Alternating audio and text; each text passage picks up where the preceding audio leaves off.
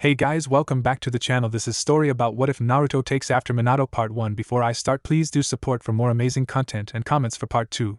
Do consider to subscribe my channel and share my video to your friends and check out the description as well. Let's start the video. It was too late. The damage had already been done. The third Hokage, Hiruzen Sarutobi, waited for the chakra dome, made of the chakra chains that Kushina created due to her being an Uzumaki, to disappear before he made his way to the altar. The bodies of both Minato and Kushina lay there, lifeless and covered in blood. The only thing that was left from their struggle with the Kyuubi was Minato and Kushina's newly born child, Naruto. The elderly man tenderly held the boy in his arms, slowly rocking the infant back and forth in hopes to stop his crying. Lord Fourth chose his own son to be the vessel? One of the ANBU asked in confusion. Sarutobi nodded sadly. Minato knew no one else would be able to survive the sealing of the fox. Only an infant has the innocence to handle such a horrible act. What do we do now, Lord Hokage? A high-ranking Chunin questioned in solemn. The village is in ruins, and without Lord Fourth guiding us, what will happen now? The now unretired Hokage thought in silence while cradling the infant blonde in his arms. The will of fire will not burn out from this one tragedy. We will recover.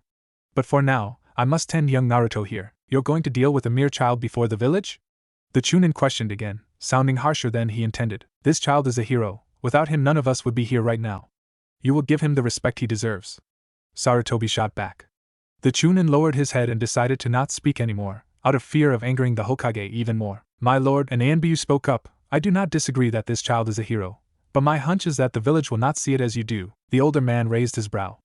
Elaborate crow. The village citizens just witnessed the worst attack to ever hit the village. Not even lords first and second had to deal with such a tragedy. Many loved ones were killed by the demon that now lives inside that boy. They will blame him if they find out. Hiruzen lowered his eyes in deep thought. Crow did have a valid point.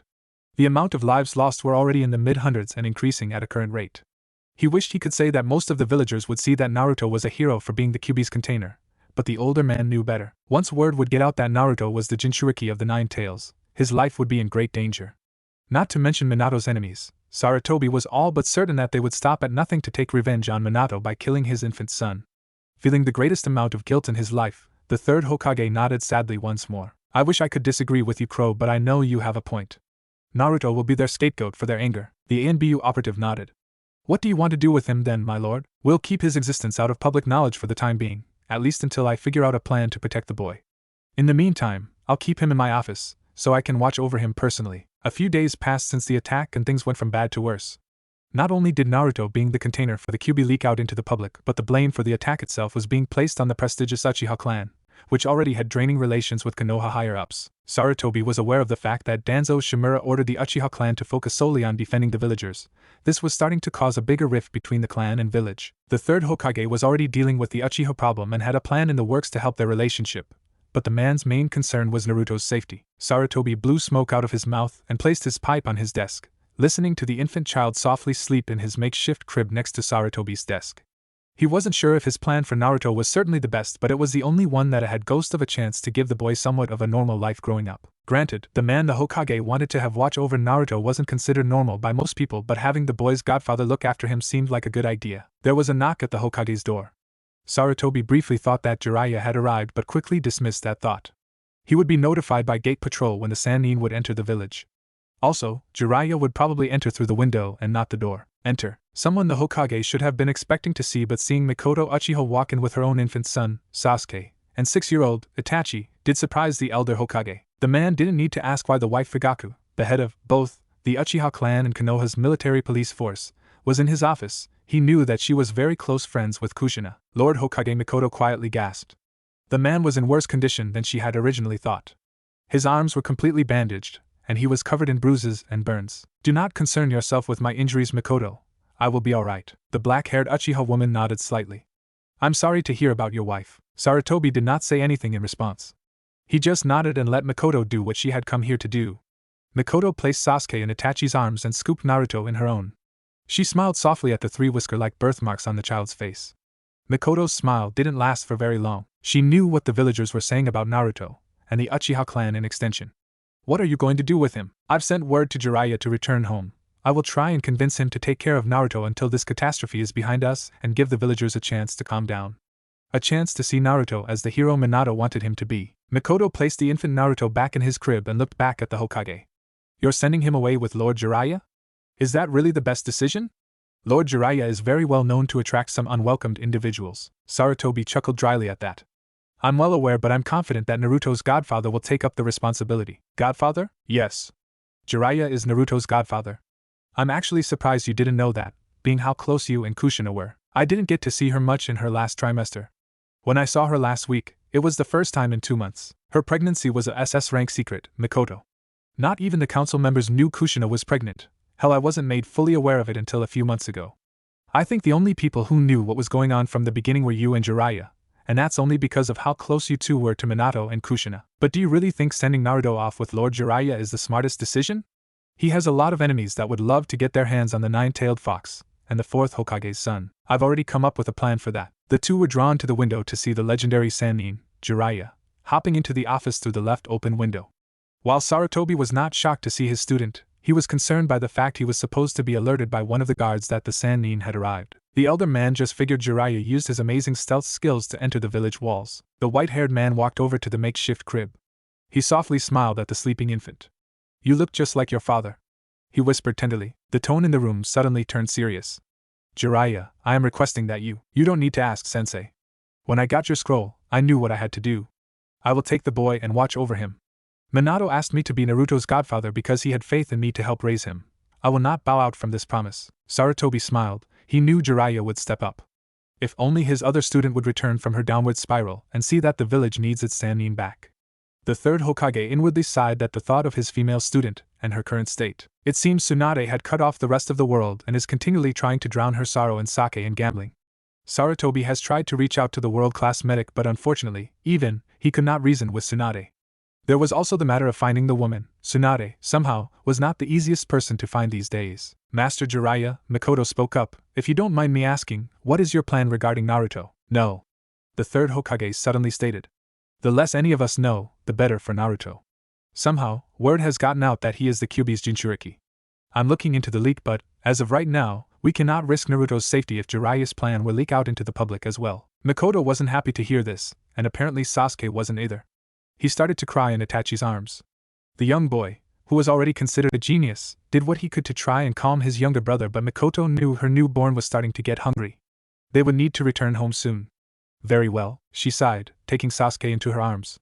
I came here with the intentions of convincing you to let me raise Naruto, but it seems your mind set on letting Lord Jiraiya watch over him. Mikoto, Sarutobi started, if the situation were different, I'd love nothing more than to let Naruto be raised by you.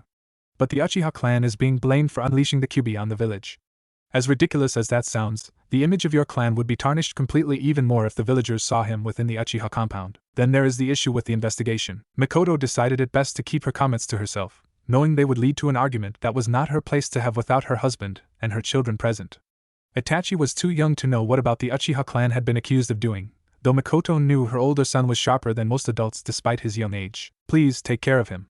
Mikoto took hold of Itachi's hand and left the office. Sarutobi shook his head and took another hit off his pipe. Mikoto may not be a firecracker like Kushina, but one all in the same. Jiraiya felt no need to respond.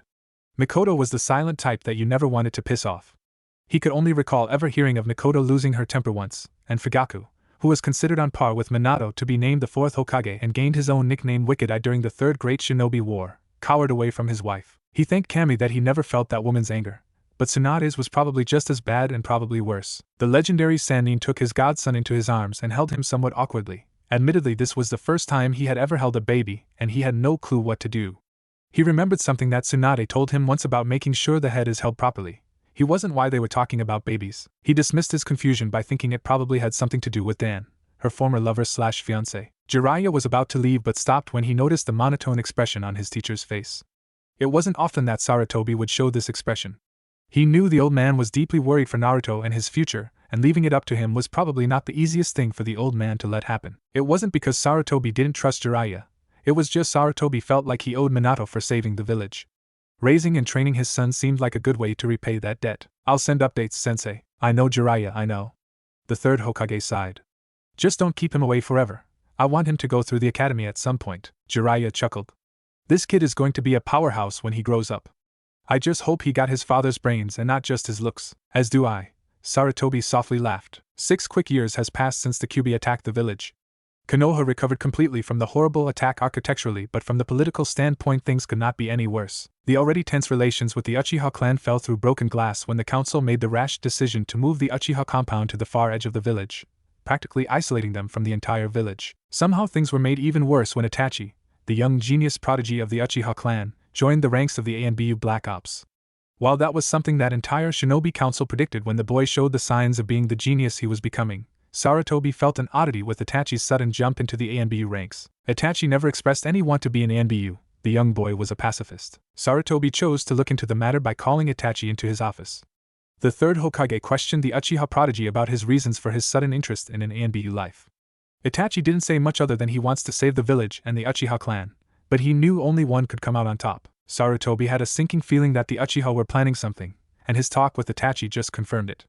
When Sarutobi questioned if the Uchiha were planning, Itachi told everything about coup d'etat his father and the other Uchiha higher-ups were working on, and how him joining ANBU was to be a double agent to try and achieve peace between the two, and his best friend, Shursui, was doing the same but on the regular shinobi level. And on top of it all, there hadn't been any updates on Naruto, and how his is growing up from Jiraiya.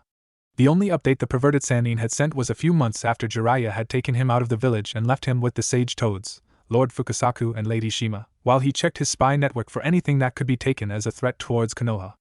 Other than that, Jiraiya kept Naruto with him as he moved around the world. Thankfully, there was nothing from the other nations and showed no indication of even knowing about the Kyuubi's attack to begin with. There was always one silver lining in an overall bad situation. Still, Sarutobi was worried about Naruto and growing up without much interaction children his age, or even people in general. There was a knock that tore the third Hokage from his deep thoughts.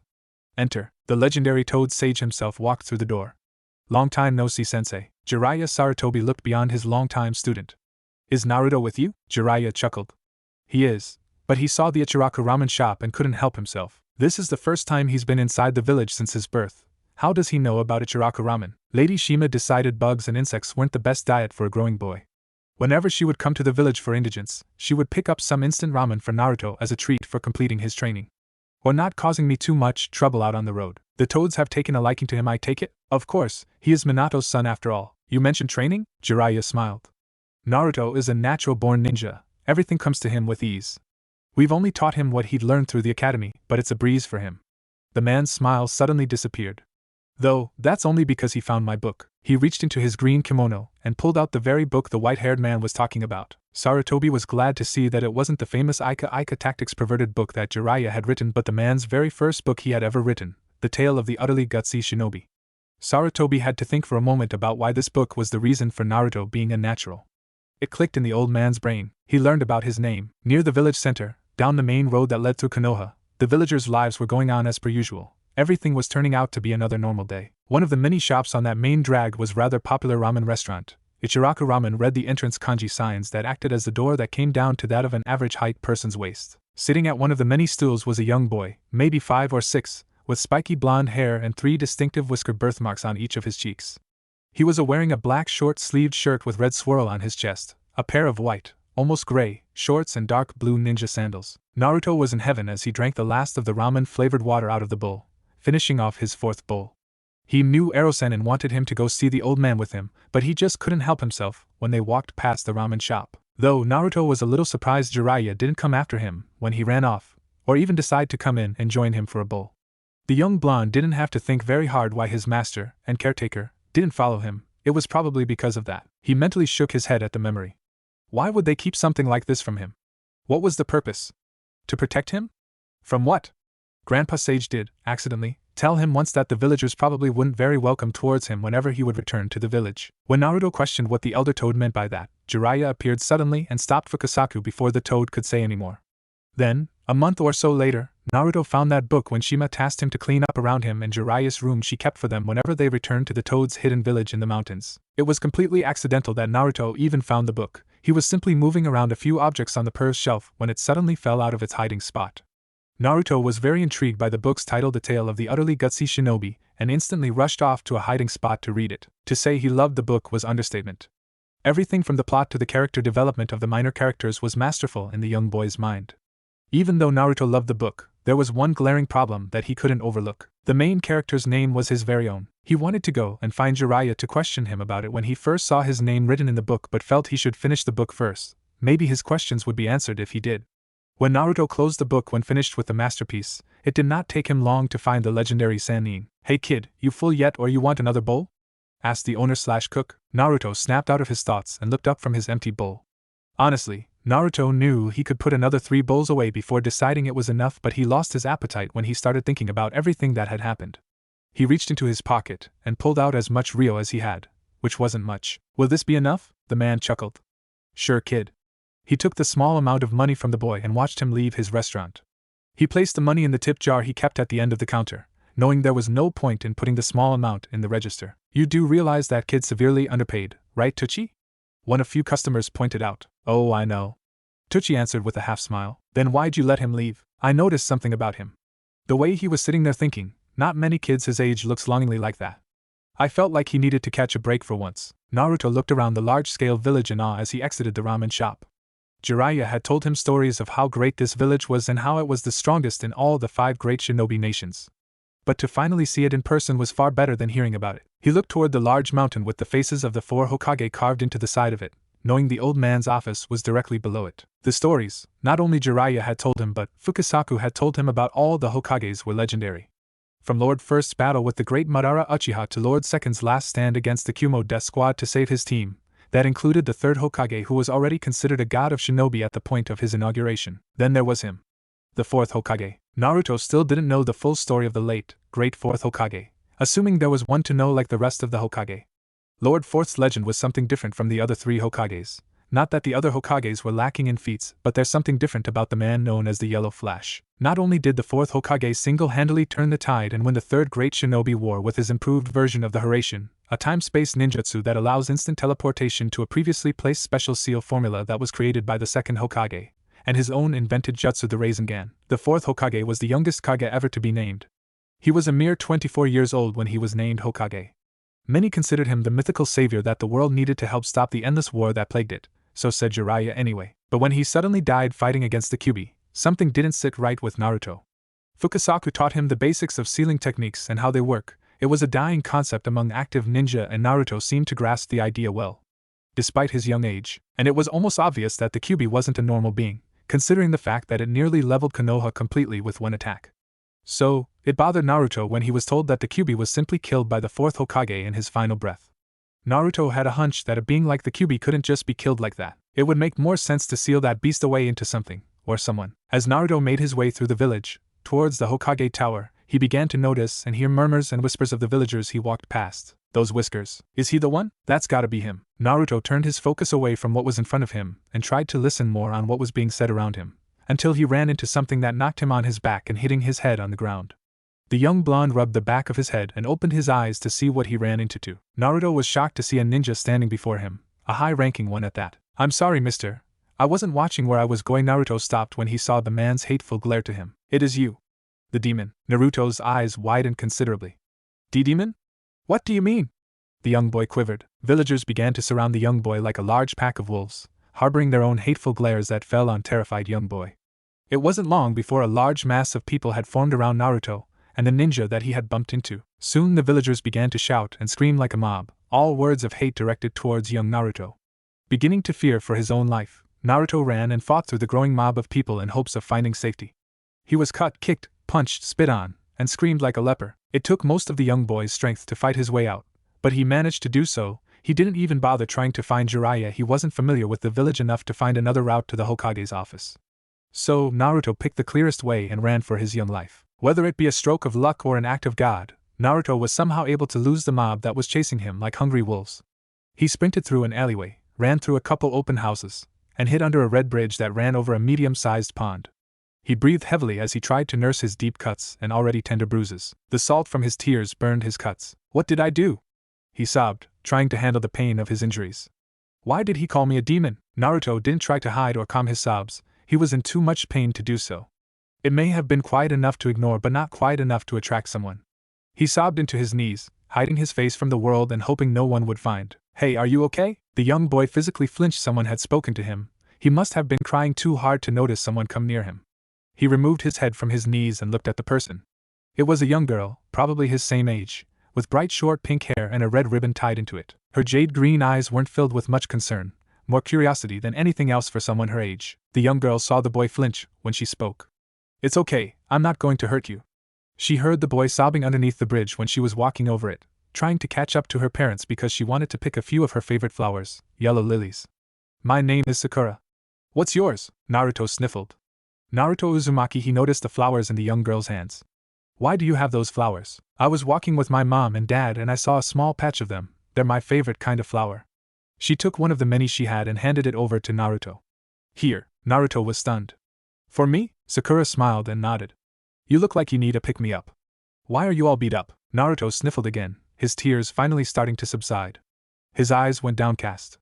"The villa." "Sakura, where are you?" "I'm down here, Mom." "Sakura, what on earth are you doing under here?" The dark blonde woman's voice trailed off when she saw the boy next to her daughter. "Sakura, get over here now." Sakura was confused. It was rare for her mother to use this kind of tone of voice.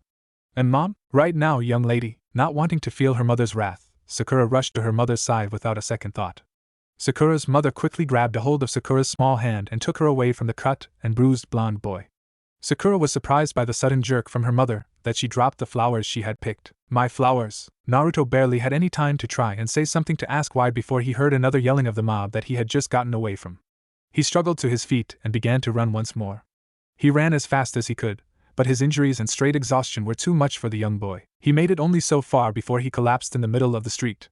The mob of enraged villagers wasn't too far behind. Naruto could see the mob that had been chasing him. Then everything went black. A giant beast stirred behind a massive red gate which was held shut by nothing more than a simple piece of tan paper with the kanji for Seo written in black. The large animal had been patiently waiting for the blonde-haired boy to wake from his sleep. The animal didn't understand how the young boy could sleep in a foot of water without waking up. Finally, the boy was starting to wake up because he was splashing out of shock. Naruto coughed up a little bit of water as he abruptly sat up in the water. He first gathered his breathing before taking in his new surroundings. He was in a gloomily lit area that had piping trailing along the ceiling, combined with the foot of water he was sitting in, gave Naruto the impression that he was in some sort of sewer. There wasn't much he could see in front of him. It surprised him to see that he was walking down a large, long hallway that came to a giant gate. Curiosity had Naruto as he looked over the gate, noting that the only thing that was keeping it closed was a simple piece of paper. He was moving closer to see if anything was inside the enormous cell but stopped when a booming voice echoed throughout the place. "Hello, Kit." As would any normal 6-year-old kid, Naruto was frightened and stumbled on shaky legs until he tripped over himself and fell back on his rear end.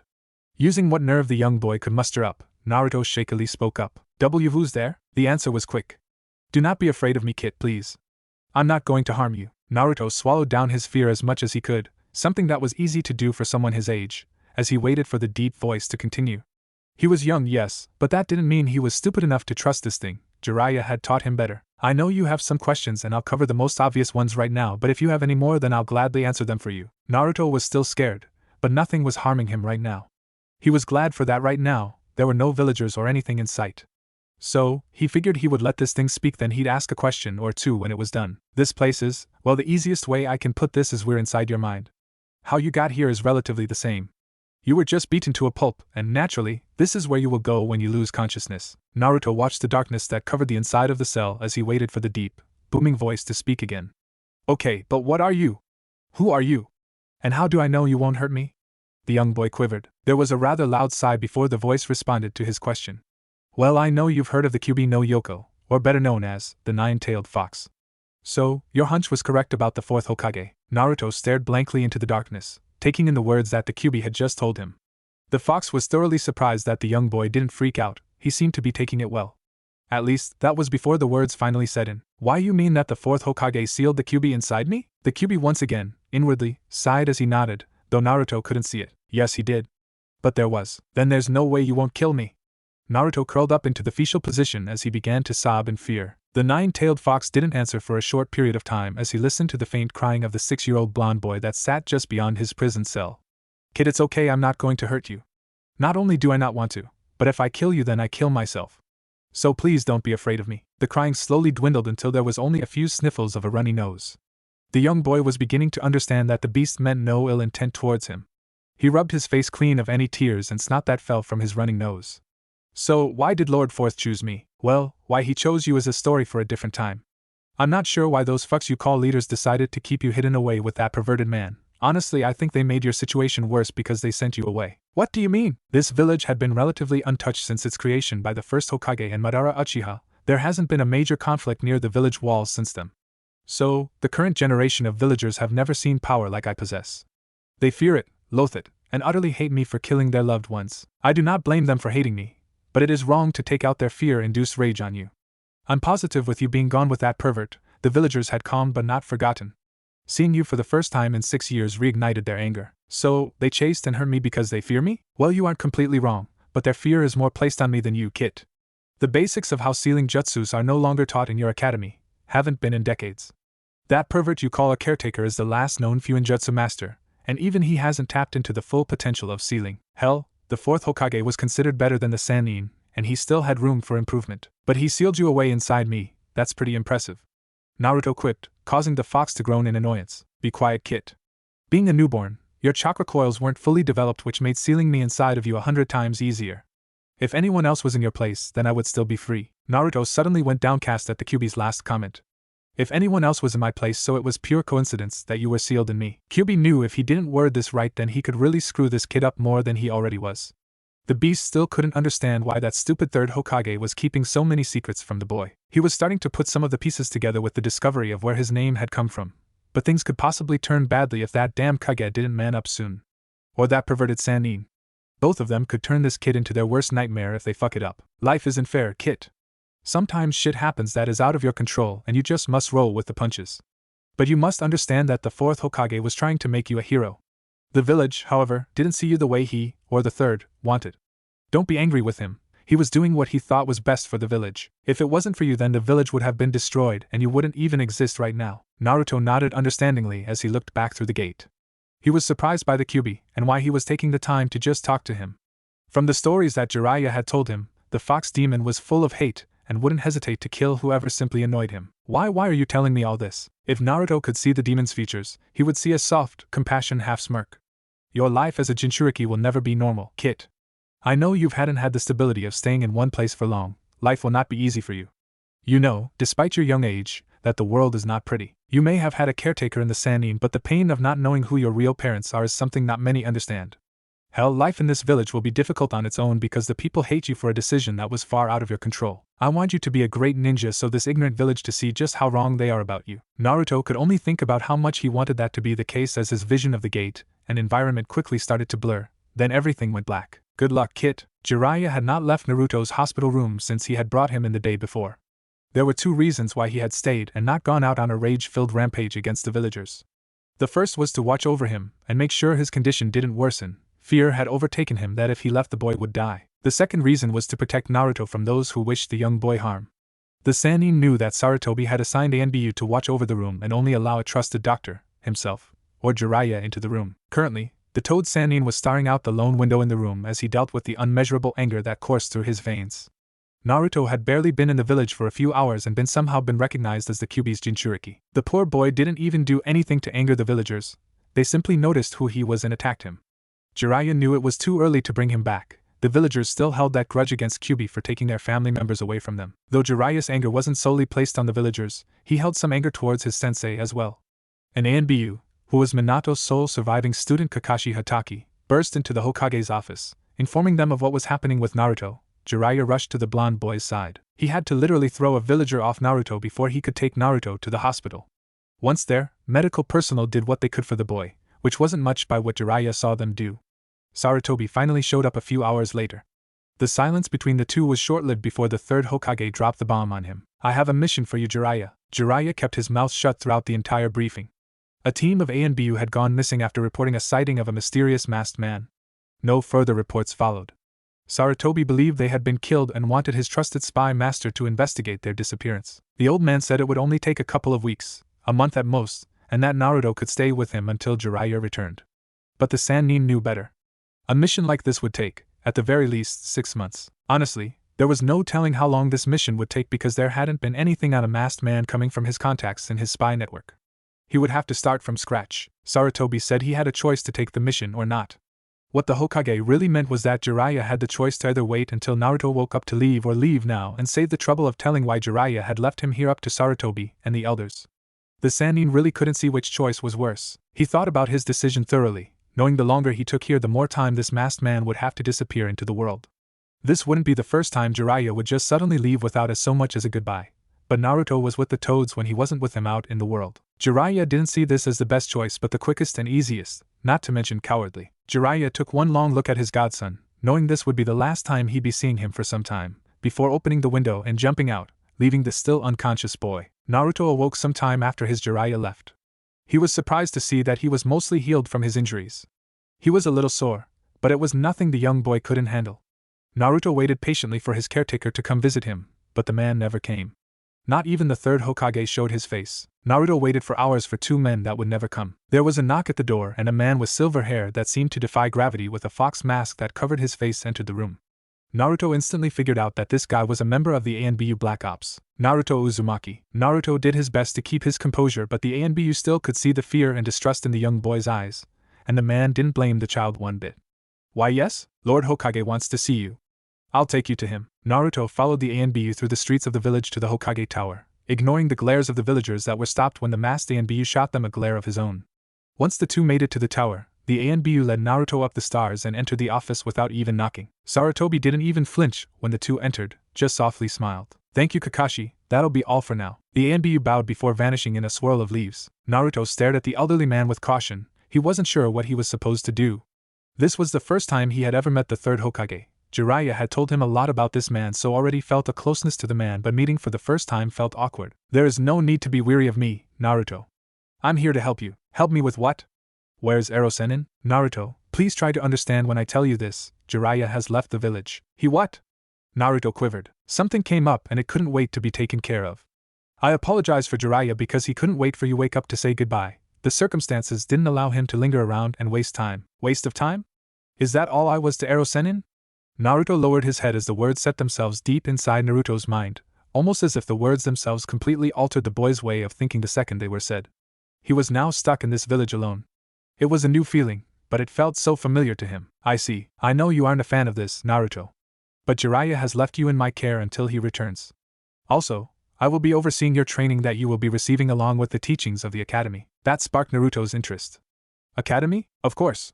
You want to be a great ninja, don't you? Naruto's mind snapped back to his conversation with the beast within him. A newfound determination surprised the third Hokage. Yes. I want to show this village how wrong they are about me. Sarutobi raised his eyebrow at the young boy's choice of words. What do you mean, Naruto? I promised someone I'd be the greatest ninja in the village. I don't intend to let him down. Sarutobi thought about the boy's words. Who was this mysterious person that challenged Naruto to become a great ninja? Was it Jiraiya? Did he leave something for Naruto before leaving on his mission? Or was it promised to himself just to prove the villagers wrong? Something must have happened after Jiraiya saved Naruto from the mob and brought him to the hospital. So Ojaizen, Naruto started, causing the elderly man to smirk. You mentioned that you'd be overseeing my training that I'll be doing outside of the academy. What kind of training did you have in mind? In due time, Naruto, we'll get to that soon enough. Sarutobi reached into his desk and pulled out two wristbands and unique scroll that had a padlock seal etched onto the paper, sealing the scrolls shut. But here, this will be a good start for you. Naruto looked over the wristbands. What are these? Chakra weights. These are special training tools that help with making you stronger and faster. It's quite simple. All you have to do is pump chakra into them like you would when creating a bushin. The more chakra you put into the weights, the heavier they will be. If you put too much into the weights and it proves to be too much, just decrease the amount of chakra in them to the weight you want. So, essentially these chakra weights will also help with your chakra control. After Sarutobi was done explaining, the blonde looked down at the weights in his hands. He placed them around his ankles and pumped some chakra into them. He instantly felt the weight. Thank you, Ojaizen, these will help me big time. Naruto, you do realize those weights are made for your wrists and not your legs? Naruto nodded. I know that, I figured this would be a smarter thing to do for now. I want to work on my speed first, it'll help in the long run over strength. Sarutobi's eyes widened slightly. Jiraiya wasn't kidding when said Naruto is just as good as Minato when he was a child. He analyzed the pros and cons of using the weights and thought of whole new use for them. Impressive. So, what's the deal with that scroll? This another special tool, though it still needs perfecting. This is a chakra scroll. It was made to carry various items for traveling, battle, or simply storage. All you need do to access this scroll is learn the jutsu that the scroll was sealed with. Once I teach it to you, you'll have access to the scrolls that I placed in there that I thought would be good baseline for you to start learning. What kind of scrolls are in there? A jutsu from every chakra nature and a scroll for the basics of chakra control. Once you are finished with the scrolls already in there, you can come back and take from my library of scrolls as you wish. Though I recommend finishing the you take before coming back to take more. Naruto nodded and beamed with excitement. He was ready to get started with this training. Sarutobi loved to see the enthusiasm in such a young boy. It's good to see so excited Naruto, but I'm afraid you can't start just yet. What? Why not? I enrolled you into the Ninja Academy and classes start tomorrow. I don't want you to be tired for your first day, seeing how you have a little bit of work ahead of you. What do you mean? Unfortunately, Naruto, I can't watch over you constantly like Jiraiya did. So, you will be living on your own in an apartment I've chosen for you. Here is the key and the money for the down payment and first few months of rent, plus expenses like food. Once you graduate from the academy and start taking on missions, you'll have to pay for it on your own. Naruto nodded once more, taking the envelope and key and placed them in his pocket. Now for the jutsu that will unseal that scroll. I'll show you how it's done. Naruto was pleasantly surprised when he unlocked the door to his new home. It wasn't anything special to look at, but it was plenty for a 6-year-old to live in by himself. The apartment was already furnished with bed, a small couch, a coffee and dining table set, a kitchen with a fridge and sink. Down the short hall was a small but simple full-sized bathroom. By normal apartment standards, this one was considered rundown and needed repairs. But Naruto didn't mind. He was used to moving around with Jiraiya for a few months before returning to Mount Myoboku. Even then his room there was small and not very spacious. He thought about the toads that he had grown to know while in between trips with Jiraiya. They were always nice to him, never shunning him away. But they didn't really interact with him much. Naruto was mostly left alone while he stayed with them. The only toads that spent any time with him were the 2 toad elders, Lord Fukasaku and Lady Shima. Was I just a waste of time for them too? Just like for Ero-sennin? Naruto couldn't believe his caretaker, the man that had been watching over him for as long as he could remember, would just leave without so much as an explanation. Or even a goodbye. That's what really hurt Naruto. The fact that Jiraiya left while he was unconscious, and during a time when Naruto needed Jiraiya the most. I guess I can't depend on anyone, only myself. Naruto didn't see the point in sitting around and sulking about what had happened. That wasn't his style. He, instead, thought better to use his time to train. Naruto took out the scroll and placed on the table. He went through a series of hand signs and released the jutsu that was placed on the scroll. The third was impressed by how quickly Naruto took to Fuin jutsu, and Naruto was proud of that. The contents of the scroll appeared in a small cloud of smoke on the coffee table in front of his couch. Each scroll was labeled. There were Katon, fire, Suiton, water, Doton, earth, Futon, wind, and Raiton, lightning, scrolls. All were D-rank level jutsus and were considered basics for each element. The 6th scroll was labeled for chakra control, again just the fundamentals. Naruto wanted to spread out the learning of these jutsus, but he was just too excited to do that. So, Naruto positioned his fingers into a cross-hand sign. Kagebushin no Jutsu. Shadow clone technique. Instantly, 5 identical clones of the young boy popped into existence, each in their own plumes of smoke. Already knowing what to do, the clones each grabbed a scroll and spread themselves around the apartment to study the scroll they had chosen, while the original chose to study the chakra control scroll. Naruto was so happy that Jiraiya taught him this jutsu. The pervert knew it would be perfect for Naruto because of his abnormally massive chakra reserves. He remembered the Sannin saying once that Naruto easily had, at least, 4 times the amount of chakra that the 3rd Hokage did, and he was considered to have the most in the entire village. There was a major difference between the regular clone jutsu and the shadow clone jutsu. The regular Bushin jutsu was more of a mirage to be used as a distraction in battle and to gather information on the enemy during a stealth mission, while the Kage Bushin was a solid copy of the creator that could actually fight in battle and gather information much easier. And when the clone would get dispelled, the memories of what the clone experienced would transfer themselves to the creator. The one downside to the Kage Bushin was that only memories were transferred. So if the clones were used for training, like Naruto was intending to use them for, no physical changes would be done to Naruto once he dispelled the clone. Naruto was going to have to do all the physical training himself. He really didn't mind though. He almost preferred it like that. For the rest of the day, Naruto and his clones studied the scrolls until they fell asleep well into the night. Next day, Naruto rested his head on his right arm as he quietly sighed in disinterest as his academy instructor, Iruka Umino, rambled on about a history lesson of the creation of Konoha. He already knew this tale from Jiraiya. Iruka had already been talking for a few hours now and Naruto was ready to pass out from boredom. This is going to be a long 6 years. Naruto silently sighed to himself again. There was a 6-year minimum requirement to graduate from the academy, including passing the final graduation exam at the end of the 6 years. Though Naruto didn't think it was all bad, he didn't notice when he first entered the classroom, mostly because the young spiky-haired boy woke up and rushed in. But there was a certain pink-haired girl that caught Naruto's attention when he quickly grew bored of Iruka's history lesson. Naruto thought about his quick interaction with her the other day, which was quickly cut short by her mother, and it dawned on him that couldn't say thank you for the flower, or even goodbye. He hoped Sakura didn't think he was ungrateful for the flower. It was his most prized possession. It sat in a small cup water on his windowsill so that the flower could get enough sunlight. Naruto knew it wouldn't live long, but he decided to enjoy it as much as he could. Naruto was thrown from his daze when Iruka changed his tone and students began to rise from their seats. It was time for their 1-hour lunch break. Finally! Naruto sighed out loud as he followed his new classmates outside. Once outside, Naruto watched his classmates be greeted by their parents and loved ones who had brought them lunch for their first day. Seeing this caused Naruto to miss that perverted Sannin, but an anger rose as well. The only person to care for him simply left, and there was nothing Naruto could do about it. He noticed a swing hidden by the shade of the tree it was hung on. He sat on the swing and watched the others eat their lunches, envious that he didn't have what they did. Time skip, 6 years. Naruto's eyes fluttered open as the morning sunlight shined through his curtain. He groaned in annoyance because the 12-year-old did not want to wake up, but his body would not allow him the luxury of falling back asleep, thus he began to move. He followed through with his morning routine that led him to the training grounds. That is where his day really began. Naruto would train for a few hours before going to his classes at the academy, that is if the blonde went at all. Otherwise Naruto would spend his whole day training. Ever since Naruto joined the academy, he considered himself a part-time student, either because he already knew what Iruka would be teaching for that day, thanks to what he learned from Jiraiya before the Sannin suddenly left him, or because of the scrolls Naruto would take from the third Hokage's library of scrolls, or Naruto simply did not bother to go because he felt like he could teach himself better. On average, Naruto went to class 1 or twice a week. And that's only because those days were set aside for sparring. Naruto even questioned himself why he would even participate in those sparring matches. He was easily much stronger than all his classmates in all forms of combat. The only one that could come close to Naruto was Sasuke Uchiha. The Uchiha was considered the frontrunner for the Rookie of the Year award because he was at the top of every list. The black-haired boy had the best scores for shuriken and kunai throws, near-perfect ninjutsu, genjutsu, and taijutsu scores. The only category that Sasuke wasn't placed first in was IQ. That title went to Shikamaru Nara, followed up by Sakura Haruno. Sasuke was placed fourth behind Shino Aburame. If Naruto had attended class regularly, then he'd be at the top of every list, minus I.Q because Shikamaru had scored over a 200 on that test. Naruto was smarter than your average kid but nowhere near what Shikamaru was at. But Naruto had to attend class today. It was graduation day. Today's the day, he inwardly sighed as he went through his morning stretches.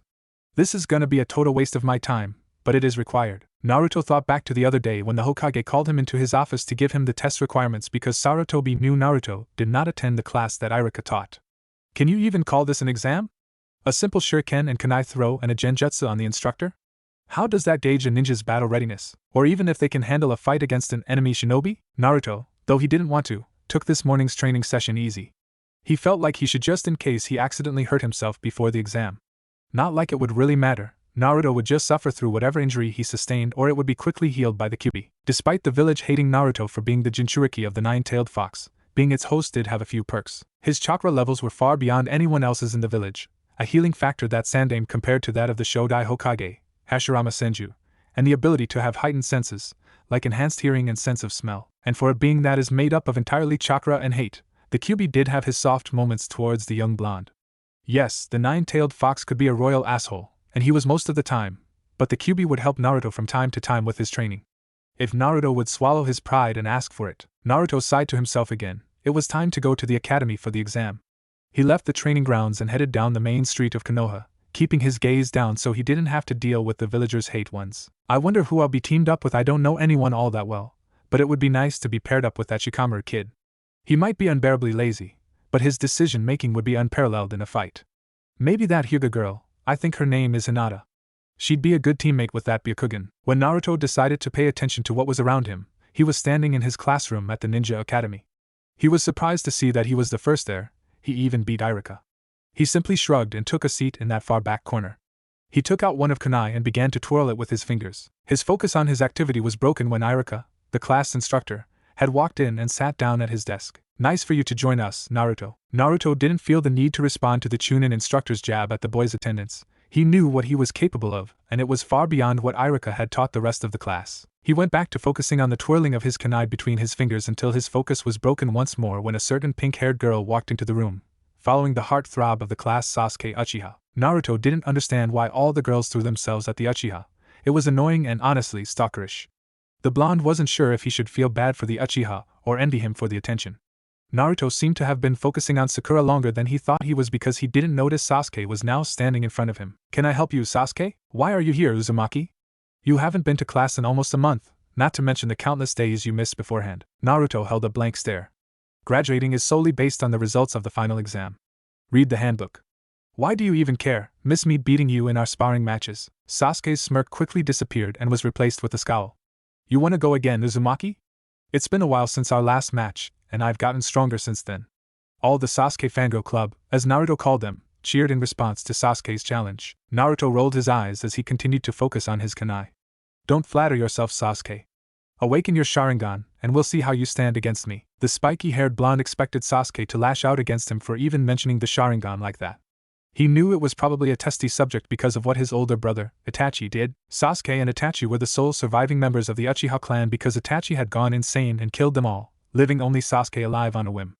Naruto had his own thoughts about the Uchiha massacre but thought best to not dwell on those later. Sasuke huffed and held a cocky smirk. You are absolutely right, Naruto.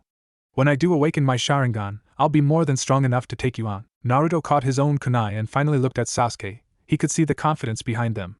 It made the blonde smirk himself. He had always wanted to see how well he'd fare against the Sharingan. Sasuke, sit down. Iruka called out. The rest of class had been waiting for the two to finish before they could start, and it seemed Iruka was tired of waiting. We're about to begin the final exam for graduation. As some of you may have noticed, our part-time student, Naruto Uzumaki, will be joining us. How is that fair? He never comes to class. Naruto glanced over and noticed a bright blonde-haired girl. He had trouble placing the name for a moment before it clicked. Ino Yamanaka. He had no special feelings for this girl and only remembered her name because she was close to Sakura, even though they seemed to utterly hate each other, and was part of that Sasuke fangirl club. Naruto thought best to not say anything and let Iruka respond for him. Well, Ino, when Naruto isn't in class he trains by himself with Lord Hokage's supervision. So, it would be unfair to not allow him to take the exam. Another student decided to make his grievances known. What do you mean with Lord Hokage's supervision? You're saying Naruto's been trained by the Sandaime? Naruto decided to answer this one before Iruka could divulge his training secrets. What I do outside of class is none of your concern. Now, if you'll all shut up, I'd like to get this pointless exam over with. Then why don't you go first, Naruto? Iruka questioned. Since you seem to think this exam will be easy, Naruto had no problem with that. The quicker he passed this exam, the better. He simply stood from his spot and followed the Chunin instructor into the back room. Next day, Naruto was back in the same spot he was in the day prior. The only difference was that Naruto had a Konoha headband tied around his head. As the blonde expected, the graduation exam was beyond easy. A kunai throw that only needed 2 out of 3 in the bullseye to pass, a D-rank genjutsu that had to be placed over the other instructor, and to create a simple bushin. Not even a kage bushin for that matter. How that proved that someone was capable of being a ninja was beyond Naruto's understanding. Naruto seemed to be too lost in thought to notice that the class had been filled. Maybe he needed to stop zoning out so much. Team 7 will consist of Sasuke Uchiha, Sakura Haruno, and Naruto Uzumaki. There was a quick lash out of anger. How am I stuck on a team with that loser? Sasuke yelled out. We're freaking super team. That's not fair to everyone else.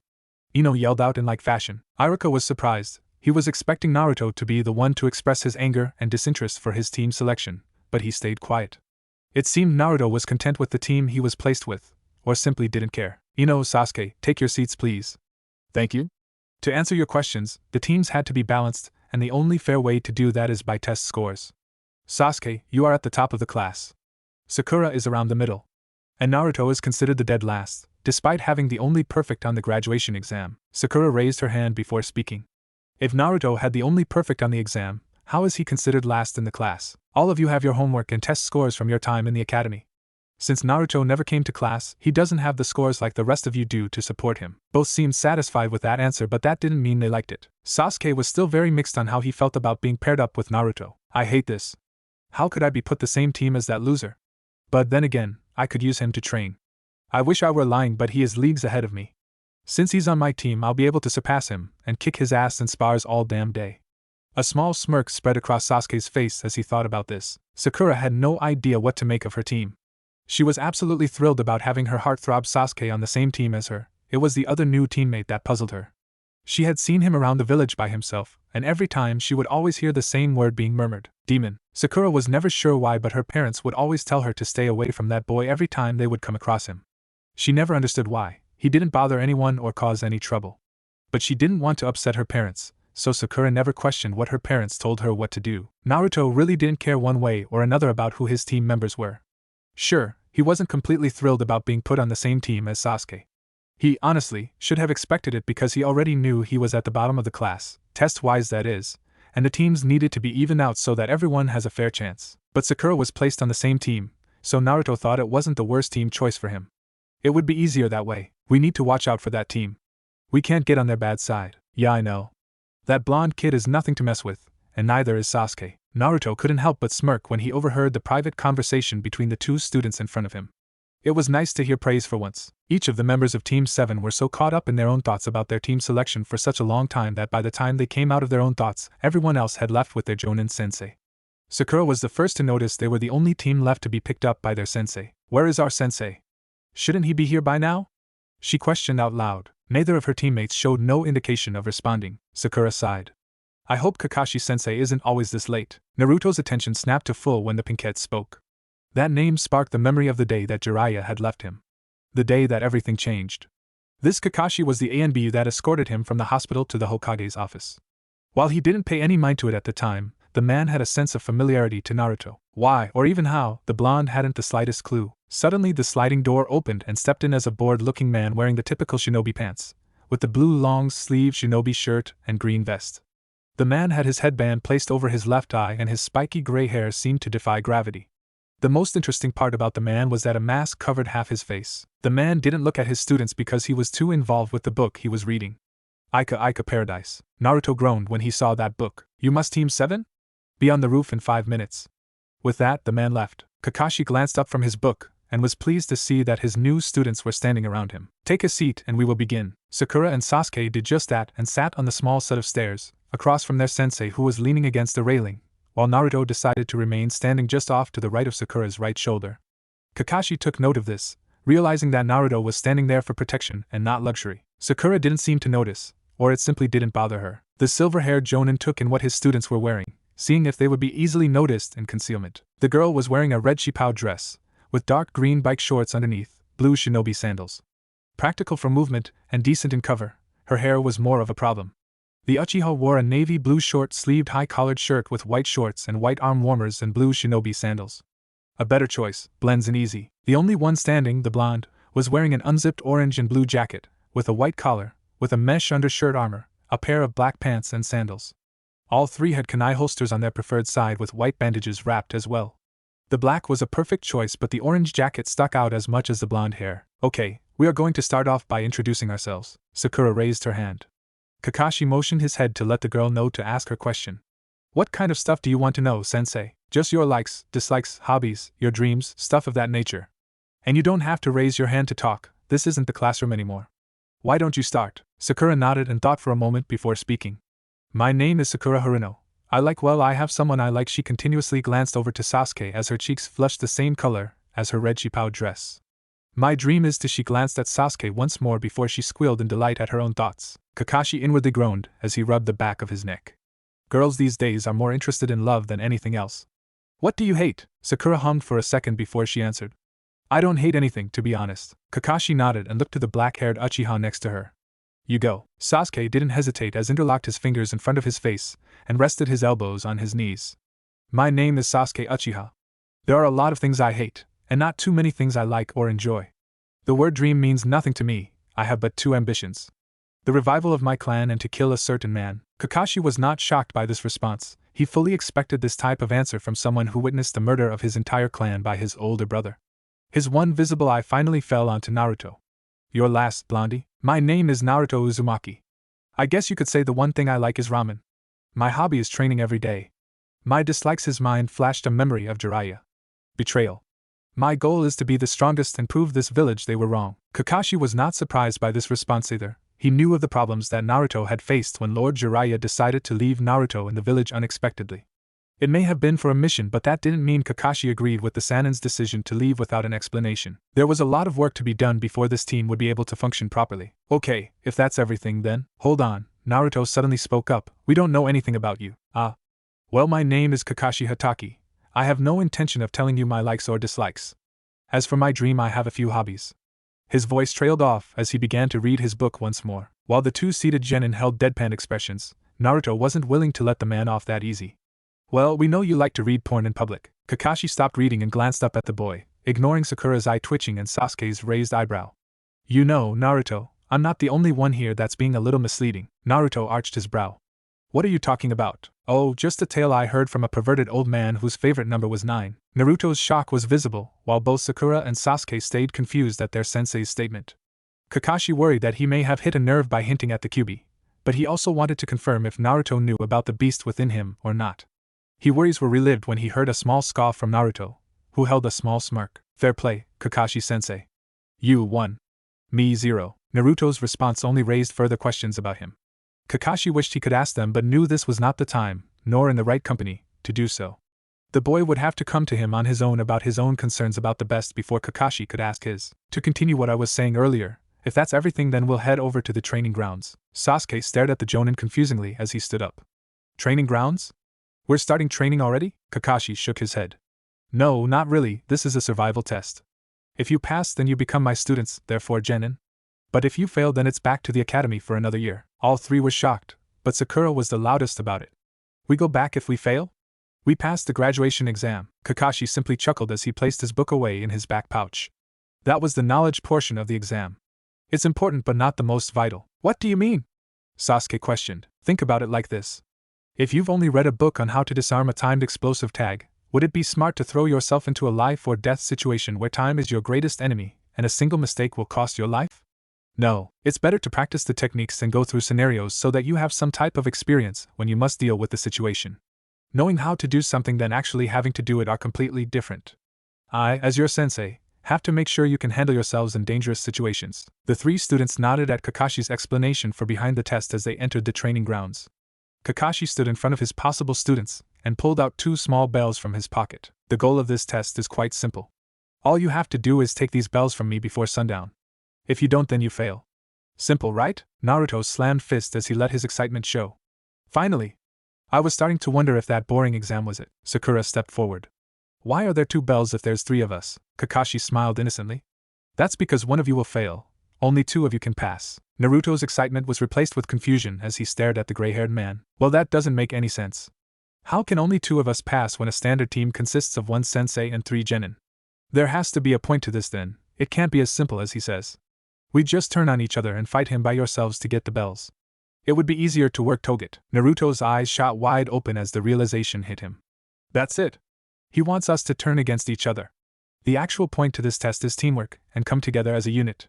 We might actually pull off a victory if we do this right. Kakashi saw the change in expression on Naruto.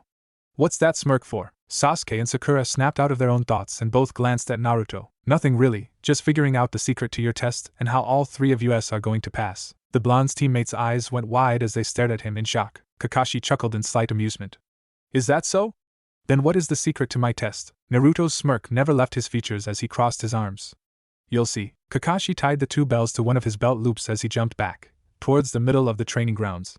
He took out his perverted orange book and began to read it. Begin! The young blonde stayed put in the clearing while his 2 teammates jumped away into the trees that surrounded the training grounds. He knew that if he wanted to pass this test then he'd have to team up with Sakura and Sasuke. He didn't have a major issue with teaming up with them, but he felt like he needed to try and fight his sensei one-on-one. He thought it would be fair since he was missing out on training for the day. Despite Sasuke's protest, Sakura followed him into his hiding spot. Why she couldn't just leave him alone and try to think for herself was beyond him.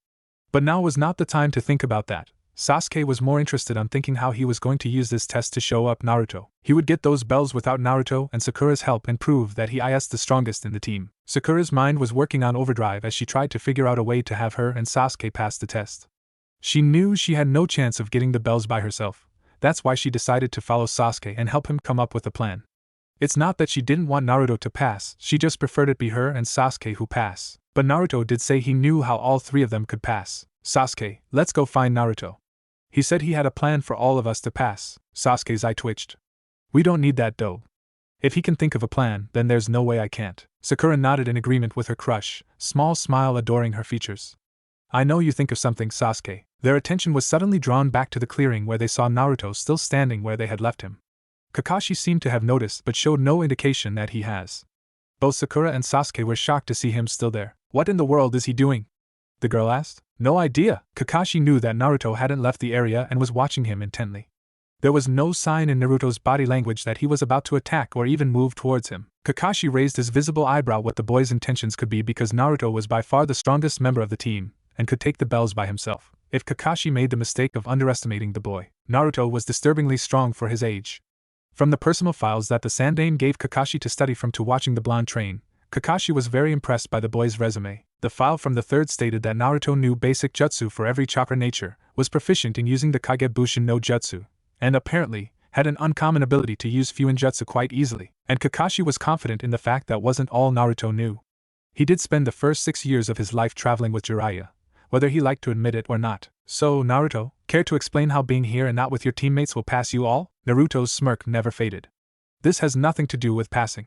It's just I normally train for most of the day, and this little test is cutting into that. I thought seeing how I do against a Jonin would be a good trade-off. Especially since it'll be against a copycat ninja, so you've heard of my nickname. You're full of surprises, Naruto. Kakashi let a small chuckle escape as he placed his book back in his pouch. I don't mind a quick sparring match. You must be serious about this since you're putting that smut away, Kakashi sighed. I wouldn't be where I am because I underestimated my opponents. I'm not going to make that mistake with you. And I figured you'd have more appreciation for masterpieces. Naruto groaned and rolled his eyes. They are just his late-night fantasies, nothing masterful about it. Kakashi shook his head. The younger generation will never appreciate a good book. Naruto was done talking and charged at Kakashi, vanishing from man's sight. The Jonin blocked the kick from his right as he already prepared to block the punch to his stomach. He's faster than I expected. Those must be chakra weights on his ankles.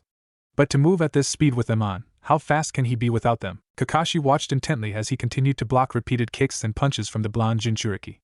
Naruto's taijutsu was better than what Kakashi thought as well. What else was this young boy capable of? Kakashi wasn't the only one impressed with Naruto, both Sakura and Sasuke were as well. Sasuke knew firsthand how good Naruto was in battle. He was his main sparring opponent in the academy after all, but to watch him fight was something else entirely. Naruto's movements were swift and precise. There was no wasted energy. It was painfully obvious that Naruto was very disciplined in his training. Sakura was in the same boat as Sasuke. She had watched Naruto go up against Sasuke time after time, but never really paid much attention to Naruto's movements in battle. His brawler-type style was uncommon, but seemed to be highly effective. His strong kicks and punches would leave bruises easily, and his quick reaction time was, by far, ahead of anyone in their age group. Sakura hoped that Naruto's strength would rub off on her so she could impress the likes of Sasuke. Naruto flipped into the air, using Kakashi's latest block as his springboard, and went through a series of hand signs. Futon, Sunabakori. Wind style, dust storm. Naruto exhaled a massive dust cloud from his mouth and it covered the entire field, including the surrounding trees. Kakashi's vision was completely blocked by the thick dust. He couldn't see a mere 2 inches in front of him. He resorted to using his sense of smell and hearing to protect his bells. Both Sakura and Sasuke covered their eyes so the dust wouldn't get in them and cause future problems. Suddenly, they were grabbed from behind and pulled out from their hiding spots and brought out of the cloud of dust. Once their eyes readjusted, they were surprised to see 2 Narutos. What the hell, Naruto? Sakura immediately shouted. You could have just told us to follow you and not grab us like that. You wouldn't have been able to follow me in that thick of dust. Even Kakashi-sensei is having a hard time with it, one of the Narutos said. Sasuke stood up and dusted himself off, raising an eyebrow at the blonde's actions. Sakura did the same and voiced her questions. What are we doing out here, Naruto? And what's your plan? The other Naruto moved his neck and a loud pop followed. Sasuke, I need to head back and help the real me fight off Kakashi-sensei. Once that dust cloud disappears, I don't think he'll very happy. And why is that? You seem doing just fine against him, Sasuke questioned. The clone reached into his pocket and pulled out the orange book that the Jonin was reading from earlier. He probably won't like me having his favorite book. Besides, the whole point to this test to work as a team. At this, both Sasuke and Sakura eyes shot open as everything made sense. While you and boss are dealing with sensei, Sakura will be the one to take the bells. How am I going to do that? The pinkette questioned. The clone held up the book. With this, he handed it to Sakura. You are going to threaten to destroy the book and demand he hand over the bells to save it. That seems a bit harsh, Sakura responded. The clone shrugged. It's what he gets for reading that smut in the first place. Sasuke caught something in the clone's tone. You seem a bit hostile towards a book. What, don't like to read? The clone ignored the insult as he looked towards the clearing. He could see the cloud of dust starting to disappear. It's not the book. Go, the dust is being carried away by the wind. The 2 clones burst into clouds of white smoke while the 2 rushed to the clearing. The real Naruto, who was hiding in the dissipating cloud of dust, felt a small headache suddenly wash over him. The memories of what the clones did with Sakura and Sasuke filled his brain and Naruto smirked once more. Kakashi was finally starting to see and, soon enough, all the dust in the air had completely been blown away by the wind.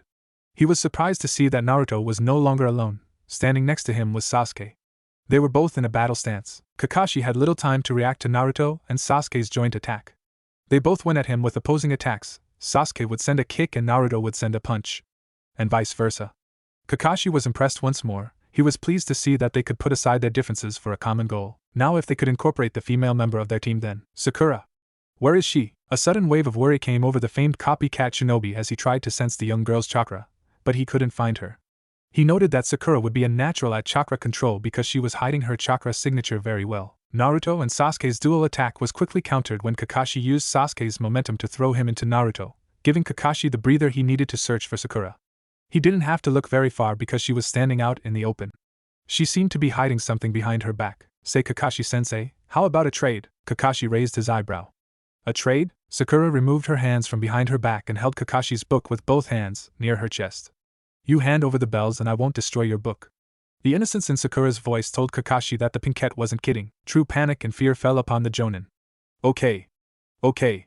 He took the bells off his belt loop and held them out. Deal. Deal. Sakura smiled triumphantly as she skipped over to her sensei and took the bells in her hands and handed over the orange book.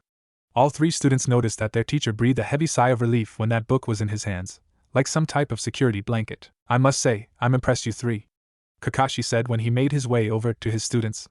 Whose plan was it to use my precious book against me? Naruto's. Sakura couldn't stop smiling as she answered. Kakashi should have figured that one. His gaze moved to the blonde as he held on to the two bells in his hand. Dislike my taste in literature that much you'd threaten it just to pass the test? Naruto shrugged, placing the bell in his pocket. Kakashi won, me won. Kakashi chuckled slightly. Well played, Naruto. You three did very well. Not only did you figure out the true purpose for this test by yourselves, you figured out a weakness of mine and exploited it.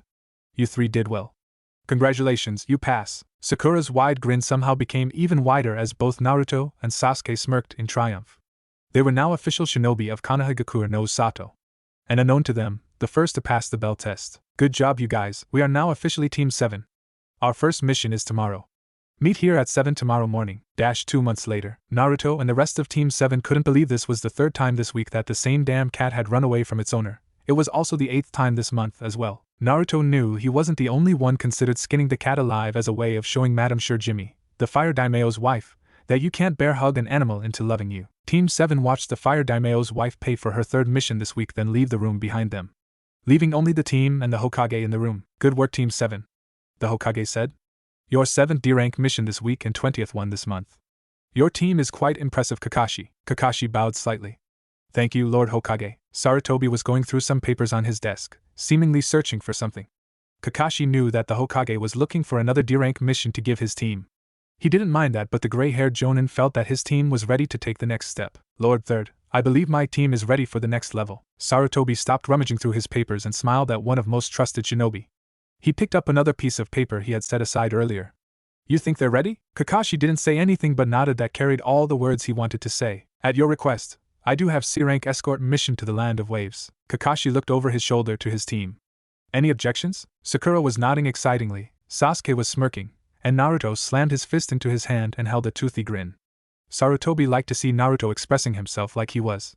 It was a nice change of pace for the elderly man. We'll take it, Lord Hokage. Sarutobi nodded in recognition for the up-and-coming team of genin and looked towards the door of his office.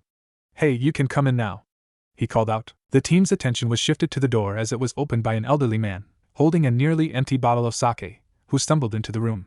The man glanced over the young teens and their teacher before looking at the Hokage in mild disinterest. What the hell, Mr. Hokage? These are kids, not ninja. How am I supposed to be safe with damn kids protecting me?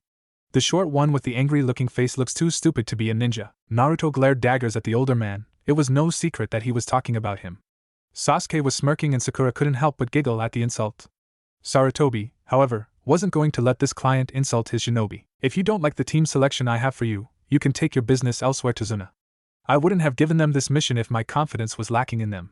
It is my firm belief that you will be safe in their hands. Tazuna stopped his stumbling around and thought about the Hokage's words. If the man that ran the village had such confidence in a bunch of kids, what did he have to say against that? The man let out a laugh. Okay, I was too quick to judge you all. I'm sorry for that. I'm the super bridge builder expert, Tazuna. I would be honored if you'd take on my request. After receiving the actual briefing for the mission, Team 7 and Tazuna decided to head out of the village the following morning to give them some rest before the mission. And to pack and spend time with family.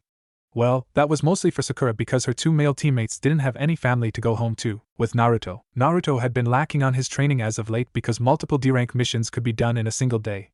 Most days, Team 7 would complete 3 to 4 missions a day. That really had been cutting into Naruto's training time. He needed to let loose some pent-up frustrations of the past few months. The young blonde dispatched a squad of 10 clones to attack him, working on his taijutsu and physical prowess, while another set of clones studied scrolls and practiced the jutsus he already knew. This was the blonde's release for anger, frustration, or anything else really. Training was the boy knew. His daily routine revolved around it. Naruto dispelled the final clone with a hard kick to its head. He breathed in and out heavily. He ran his hand through his sweaty hair to move it out of his vision. Blood was mixed in with his sally sweat. I told those clones to come at me with the intent to kill. I didn't even notice this. It wasn't a large amount of blood but a decent amount to cause some mild concern. I can't let something like this happen again. I have to get stronger. The image of his long-gone caretaker suddenly came into his mind and a surge of energy surged through his body. Kagebushin no Jutsu. Instantly, 30 more clones came into existence in plumes of smoke. Naruto eyed them all as he cracked his knuckles by simply making a pair of fists. Again. He cried out as he charged head-on into the crowd. With Sasuke, the black-haired Uchiha boy was deep in the woods that laid inside village walls. There was battle-worn target with 7 kunai and 13 shurikens sticking out of it, all thrown with deadly precision. Sasuke had taken a break from his physical training, which consisted of hitting a tree until he went numb from the pain. Looking at the target always brought up memories of the days where he trained with his older brother, Itachi.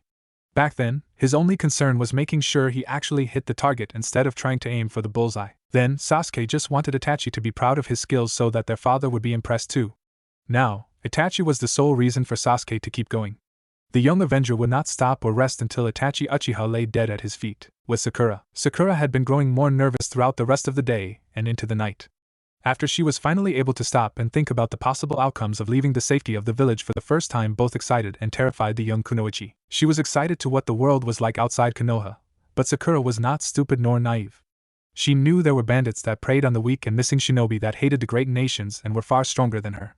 Some of those worries were laid to rest because of her teammates, and Jonin-sensei. Sakura knew Kakashi would be there and would protect them if things became out of hand and the genin couldn't handle them. She even believed Sasuke could do the same if Kakashi was readily available to help. But then there was her other male teammate, Naruto. She hadn't really given it much thought since becoming a team, but there were some things about him that made the Pinkette question. One thing about Naruto that Sakura was confused about was that there was a sense of familiarity, like she had met him before. When she actually thought about it, Sakura had never seen Naruto before the academy. It was like he just popped into existence out of thin air. Another thing Sakura noticed about her blonde teammate was that whenever she'd see him around the village, during their academy days and even today, there was a distinct feeling in the air that emitted from the villagers. She wasn't sure what that feeling was. The best word she could think of to describe it was fear. But she never dwelled on this for a long period of time. Her mom and dad would always tell her to leave that boy alone. Sakura shrugged to herself and covered herself with her sheets as she shifted to get comfortable. A few minutes passed before the young girl was asleep. Naruto was the first to arrive to the main gate of village. He found a spot just outside the large green doors under a tree to wait for his team. His body was still uncomfortably sore from yesterday's training, but his usual fast healing had finally kicked in and most of his cuts and bruises were gone. After going around few rounds against his clones that were trying to kill him, Naruto collapsed and didn't wake back up until this morning. Next to arrive was Sasuke. The two shared a nod to show they were both ready for this mission. The young blonde noted that Sasuke seemed to be just as sore as he was, maybe if not more. You trained yesterday too, huh? Sasuke nodded. I pushed myself to my limit. I needed to see I was ready for this. Naruto nodded as well. That calmed a few worries that he was having about this mission. He wasn't worried for the mission itself, but how his teammates would fare out in the real world. He knew all too well that the world they knew inside Konoha was vastly different from the one outside these walls. Not surprising, Sakura wasn't too far behind Sasuke. She didn't seem sore in the slightest, and both of Naruto and Sasuke noticed. This was something Naruto would have to speak to her about at some point soon. The blonde did notice that Sakura seemed to be looking at him a bit more, like she was trying to remember something. He didn't pay much attention to it after noticing. After about an hour of waiting, Kakashi finally arrived with Tazuna in tow. Alright, let's head out. A few hours later, Kakashi had been watching his team intently since leaving Konoha. Everything was going as the Jonin thought it would. This was going to be a simple C-rank escort mission. There shouldn't be too much trouble that his genin team would get overwhelmed. Sakura was instantly amazed by nearly everything she saw. The gray-haired sensei was aware that this was the first time the girl had left the village and expected this type of reaction. Sasuke appeared he didn't care about the surrounds and more focused on staying alert, but Kakashi would catch Sasuke's sightseeing very now and again. Naruto's reaction to being outside the village both confused and pleased Kakashi. Naruto had spent the first 6 years of his life mostly on the move with Jiraiya before he was suddenly left in Konoha, so Naruto seemed more relaxed than Kakashi had ever seen him. But Kakashi knew Naruto was completely aware of his surroundings and would react accordingly, despite not ever seeing the blonde's head turn to look at something. Kakashi's battle-tested eyes saw a small puddle in the middle of the road. The Jonin glanced at the sky and didn't see a single cloud, and he knew that there hasn't been any rain in the past few days. A water transformation. Not very clever for this time of year. Naruto noticed the puddle as well and signaled Kakashi with a slight whistle. His sensei glanced back, and the blonde softly shook his head. Kakashi understood the gesture and kept walking past the puddle. The three others seemed to be none the wiser. Two men slowly rose from the puddle a few feet behind them. Both looked similar, with the only real difference being that one had two fake horns while the other had only one on the center of his headband. They took off in a dead sprint and shot spiked chains out of their large metal gauntlets and ensnared Kakashi, seemingly tearing him to pieces. "One down!" One of them called out. "Kakashi-sensei!" Sakura screamed as she stumbled back in fear, watching the two men shift their attention to Tazuna, who she happened to be next to. Before the two men could make a move towards the client and Pinkette, Naruto came down from above and landed a kick onto each of their heads. Sasuke reacted perfectly and hit a well-placed kick to the two-horned man. Naruto went through a flurry of hand signs and slammed his hands on the ground. Doton, Ganchuro no Jutsu, large rock pillars shot up from the ground and trapped the two men. Naruto sighed as he stood from his kneeling position. He looked beyond the pillars and saw Sakura still shaking with fear. "You okay, Sakura?" Sakura took a moment to snap out of her trance before giving a nod towards her blonde teammate.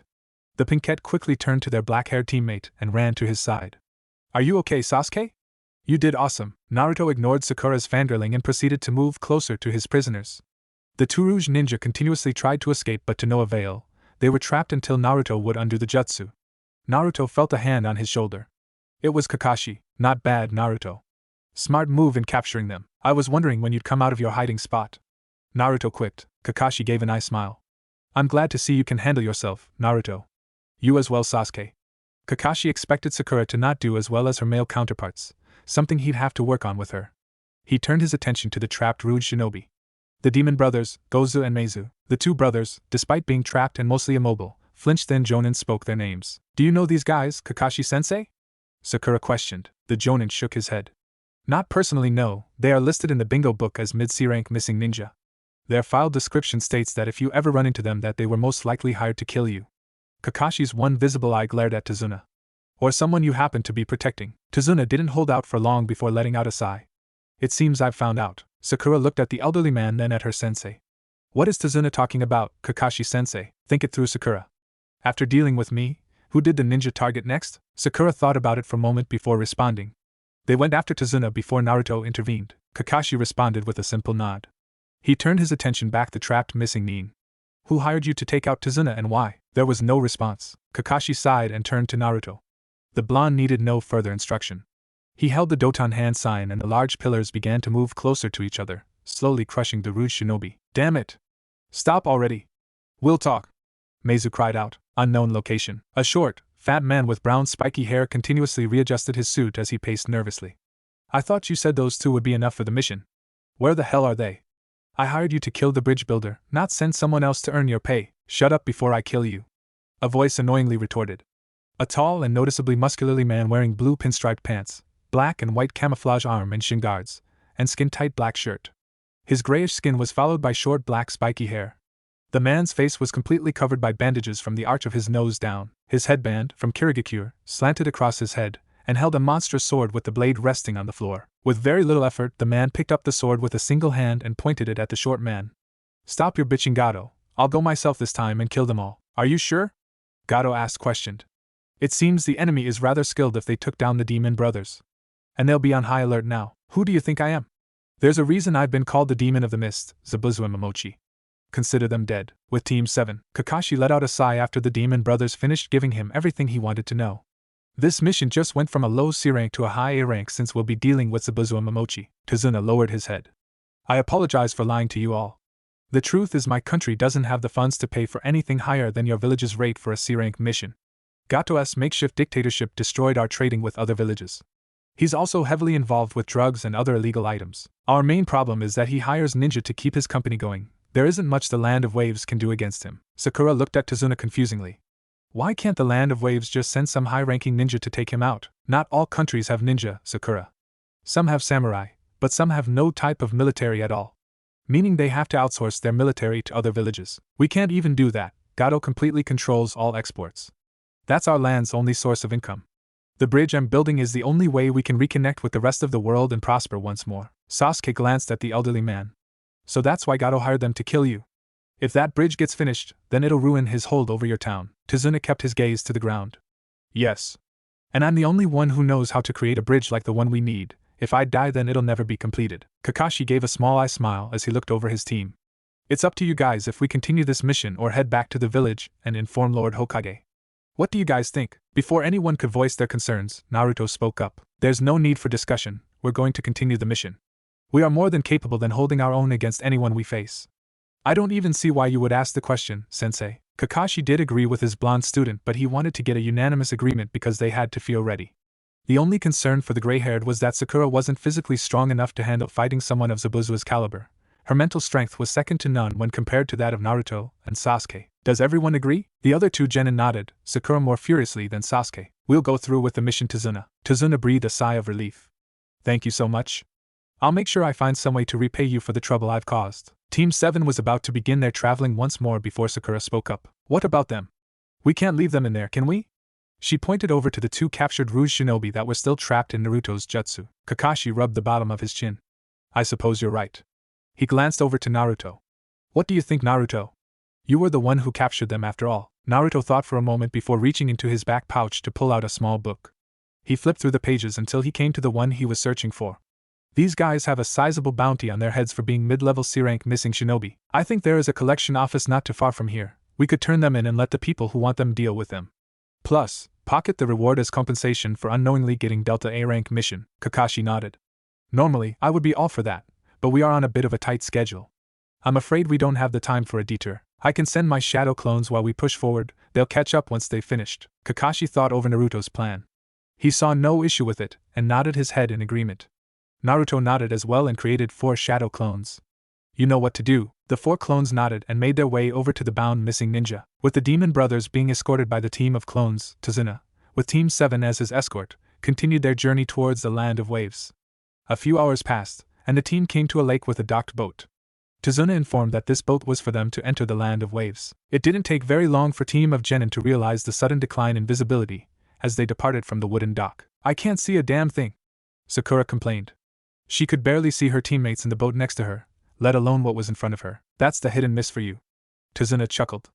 Everything is hidden in a thick mist. Is it always like this? Sasuke questioned. More or less.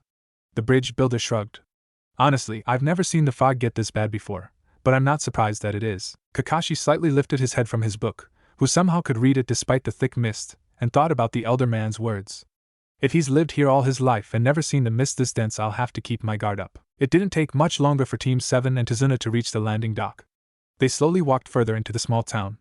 Water was on either side of them, and trees were growing out of the water made a nice view as you walked by. Naruto thought the scene was beautiful. They came to a small forest that led towards the main part of the small town. The group suddenly stopped when a snow rabbit scurried across the path. Sakura breathed out a sigh of relief. It was just a rabbit. Naruto immediately knew something was off. It's the dead middle of summer. It doesn't make sense for a snow rabbit to be around. It's just like that puddle. A giant sword flew across the clearing.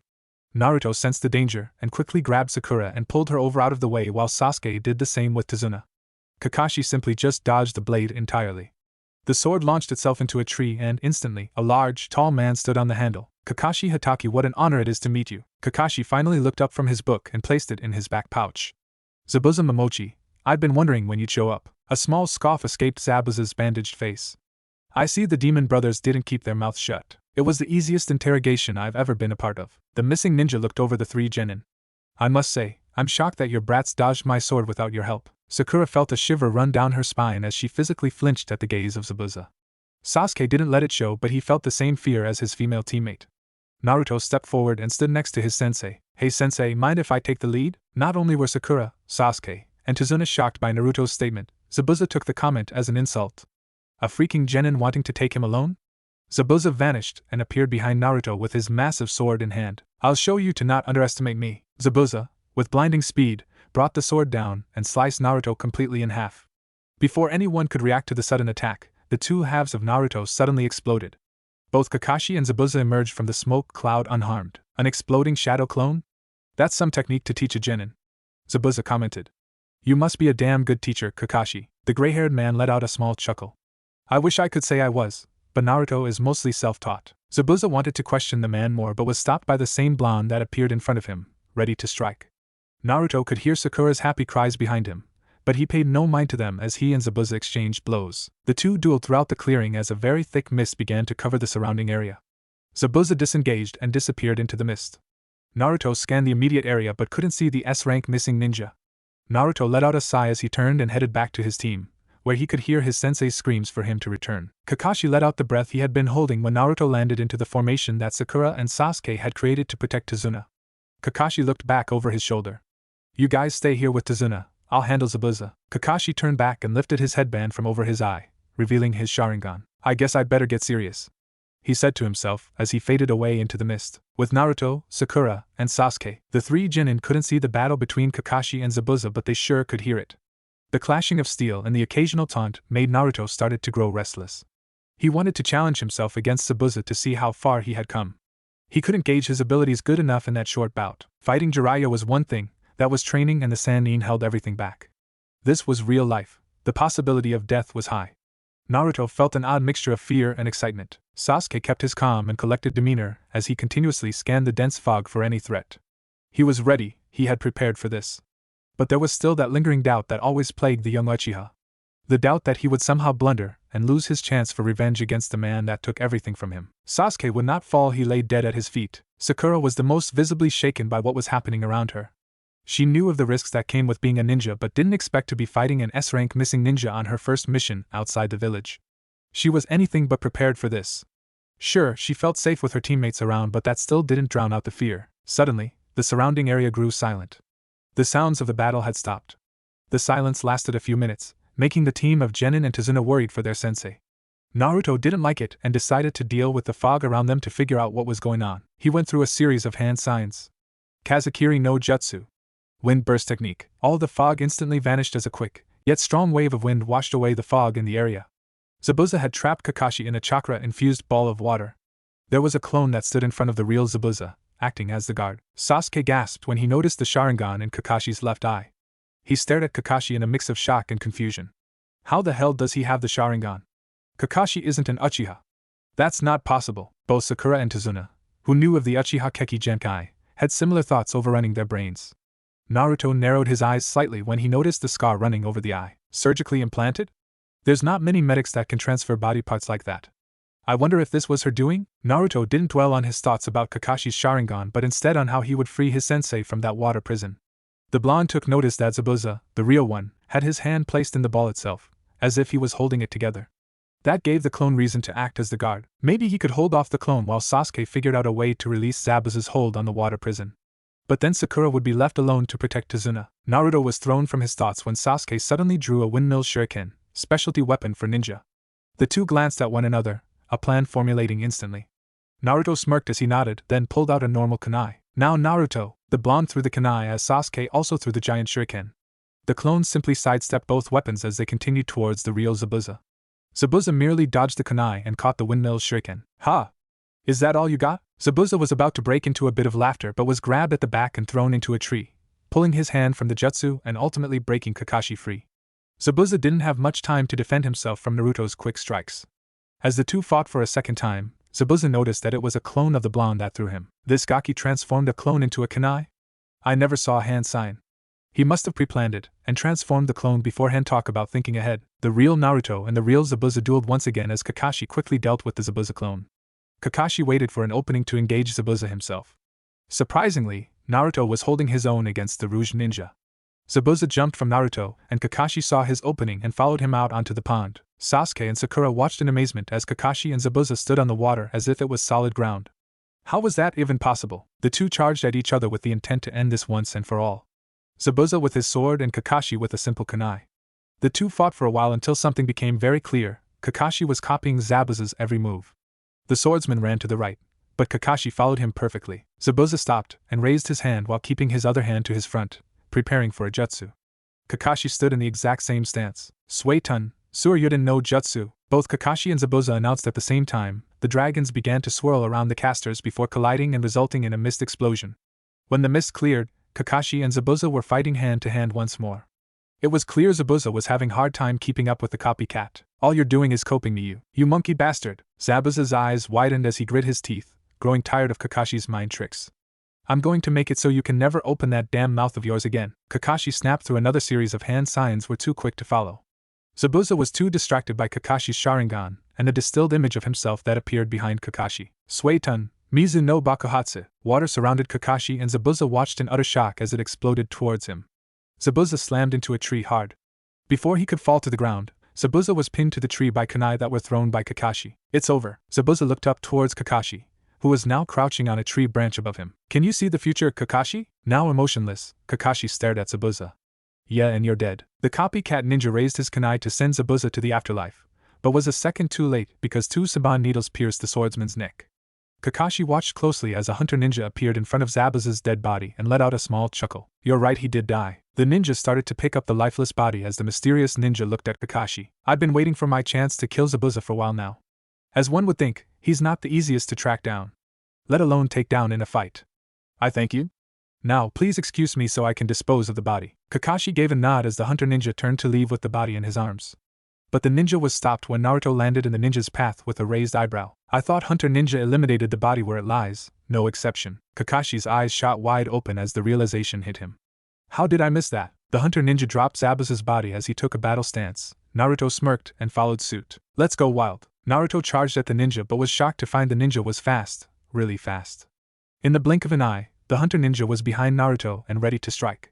The blonde spun around and blocked two saban with his bare hands, the needles piercing through his hands completely. There was no time to draw a kunai, it was the only choice. No regard for your body, I see. A rare thing to find in someone so young. Naruto fully extended his arms, overpowering the masked hunter ninja. He may be fast but physical strength was his weakness. The sound of something rather heavy hitting the ground drew Naruto's attention momentarily away from the ninja. Kakashi was lying face down on the ground. Both Sakura and Sasuke were already running towards him. The hunter ninja noticed the distraction and capitalized. He kicked Naruto in the stomach and pushed him. By the time Naruto recovered, the hunter ninja had already vanished with Zabuza's body. Damn it. Naruto sighed as he nursed his hand wounds. He clenched them slowly, trying to deal with the pain, as he walked over to his team, who were trying to help their sensei. What's wrong with him? Simple chakra exhaustion, nothing serious. Sasuke answered. Naruto nodded and studied his sensei now that he was closer to see the scar over his left eye. So, it was implanted.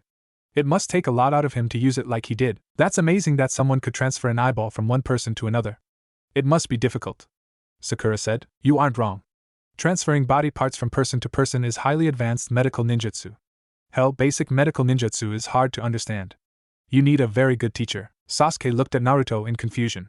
You sound like you're talking from experience. Naruto looked lost in thought for a moment before shaking his head slightly, throwing whatever he was thinking about away. No. Just going off some scrolls I read. That wasn't a complete lie. You know medical ninjutsu? Sakura questioned. Naruto shrugged as he covered his hand wounds with bandages. The healing factor of the Kyuubi was starting to kick in and the steam that followed was beginning to leak out of his wounds.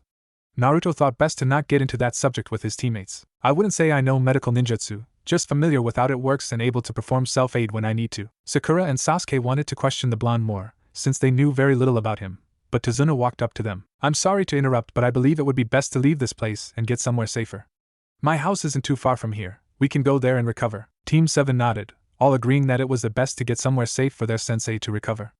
Naruto created 2 shadow clones to carry Kakashi as the team followed Tazuna to his house up the road. The couple of hours were spent traveling down the road towards Tazuna's house. Tazuna turned down a small road to a small house, quickly making his way to the door so he could open it for the Naruto clones to bring Kakashi in. But before the old man was able to open it, a younger woman burst through and ensnared him in a loving hug. Thank goodness you're safe. I was so worried. Tazuna let out a chuckle, breaking away from the woman's embrace. I'm quite alright, Tsunami. These ninjas are quite strong for their age. The woman known as Tsunami smiled at the genin before seeing Kakashi being carried by the 2 clones. Quickly, bring him. The lead clone nudged his head towards the door and led the other clone inside the house. Tazuna, Sakura, and Sasuke followed suit. Naruto stayed outside for a moment and examined the house. The outside of the home, despite the size, was nice. He couldn't say much though. His apartment wasn't even half the size of the house in front of him. Hell, his room on the mountain wasn't as big as his entire apartment. As the blonde entered, he examined the house further. The inside was much nicer than the outside would have you think by how it looked. He navigated himself through the house to the kitchen where the others already were. The clones had placed Kakashi on a couch in the room just beyond the kitchen. Tsunami made sure Kakashi was set up correctly and comfortably before coming into the kitchen and serving everyone with a cup of tea.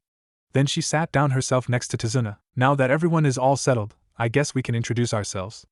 I'm Tsunami, Tazuna's daughter. Thank you so much for keeping my father safe and bringing him all the way back here. Sakura smiled brightly, Sasuke nodded, and Naruto responded for the team. There's no need for thanks. It's our mission. Tsunami nodded and smiled. She did look for the genin for a moment before a questioning look came on her face. I have to say though, I'm surprised to see how young you three are. You must be strong since you've made it this far. Tazuna chuckled before looking over the genin himself.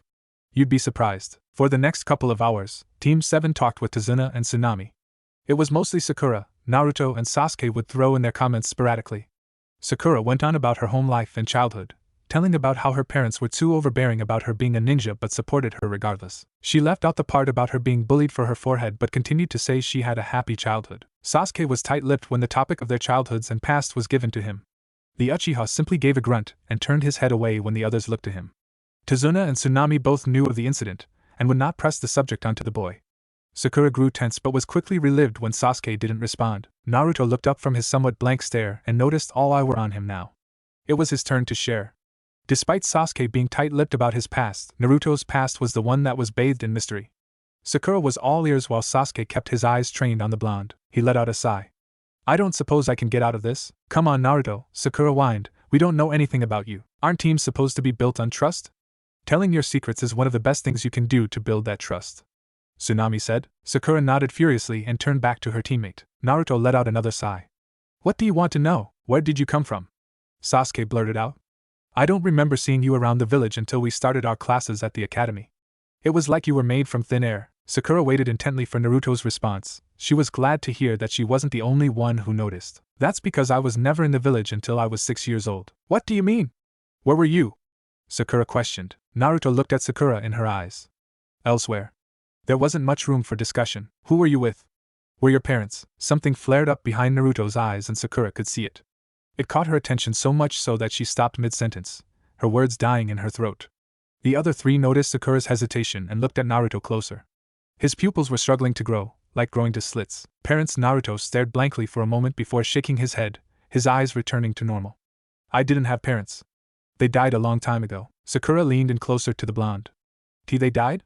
Who did you live with?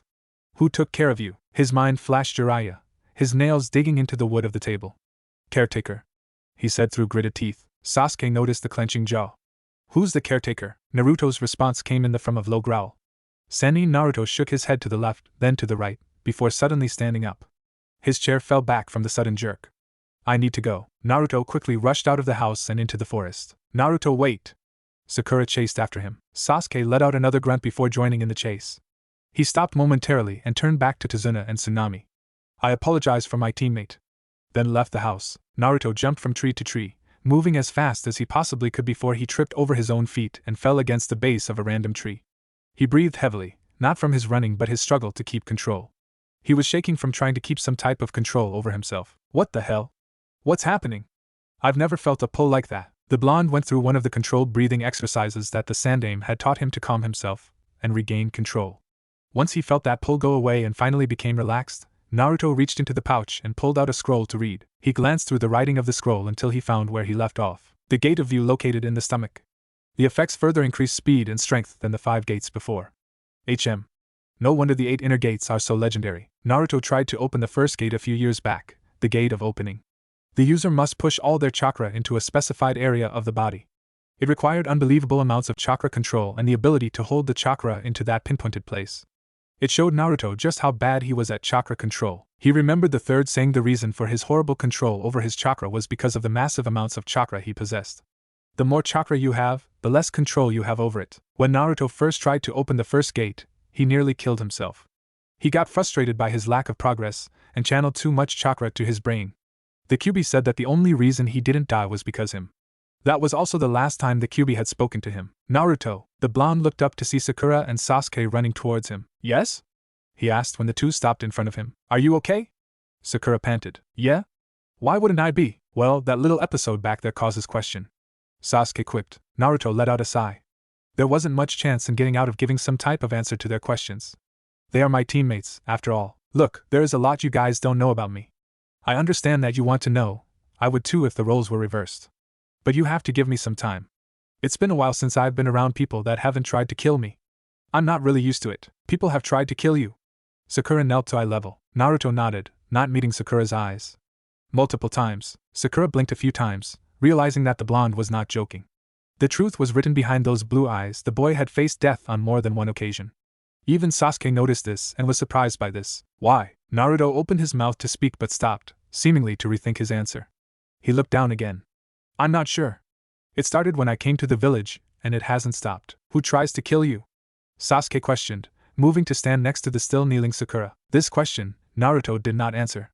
He rolled up his scroll while he stood up. Sasuke took notice to the kanji that was drawn on the scroll when it was placed in Naruto's back pouch. The Uchiha waited a few moments for Naruto to answer but realized it was never coming. You're studying the 8 gates? Naruto nodded. It's something I've wanted to learn for a long time, but that's easier said than done. Sakura had a confused look on her face. The 8 gates? The 8 inner gates are specific points in a person's chakra network.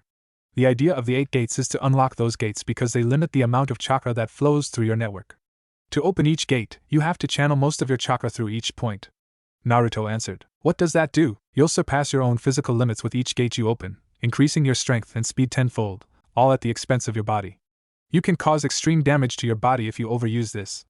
Hell, if you use the 8th gate you'll die. Rumors say if you are fighting someone who opens the 6th gate, or higher, to run, they'll have become too powerful to stop. Sasuke added. That's some technique? Sakura said shockingly. And you're studying this, Naruto? The blonde nodded again. My goal is to master all 8 gates, without the side effects of overusage. Even the 8th gate? The one that kills you? Sasuke raised his eyebrow. Naruto's smirk was all Sasuke needed to know Naruto's answer. You're serious? The smirk disappeared, and he placed his hand for his stomach, feeling the beast slightly stir within him. You never know unless you try. The trio made their way back to Tazuna's house just as the sun was beginning to set. They entered the house through main door and walked back into the kitchen. They were greeted by their sensei, who was seated at the table with a plate of food set in front of him. Yo, Kakashi-sensei. Sakura cheered. You're awake. I thought you'd be out for another day at least.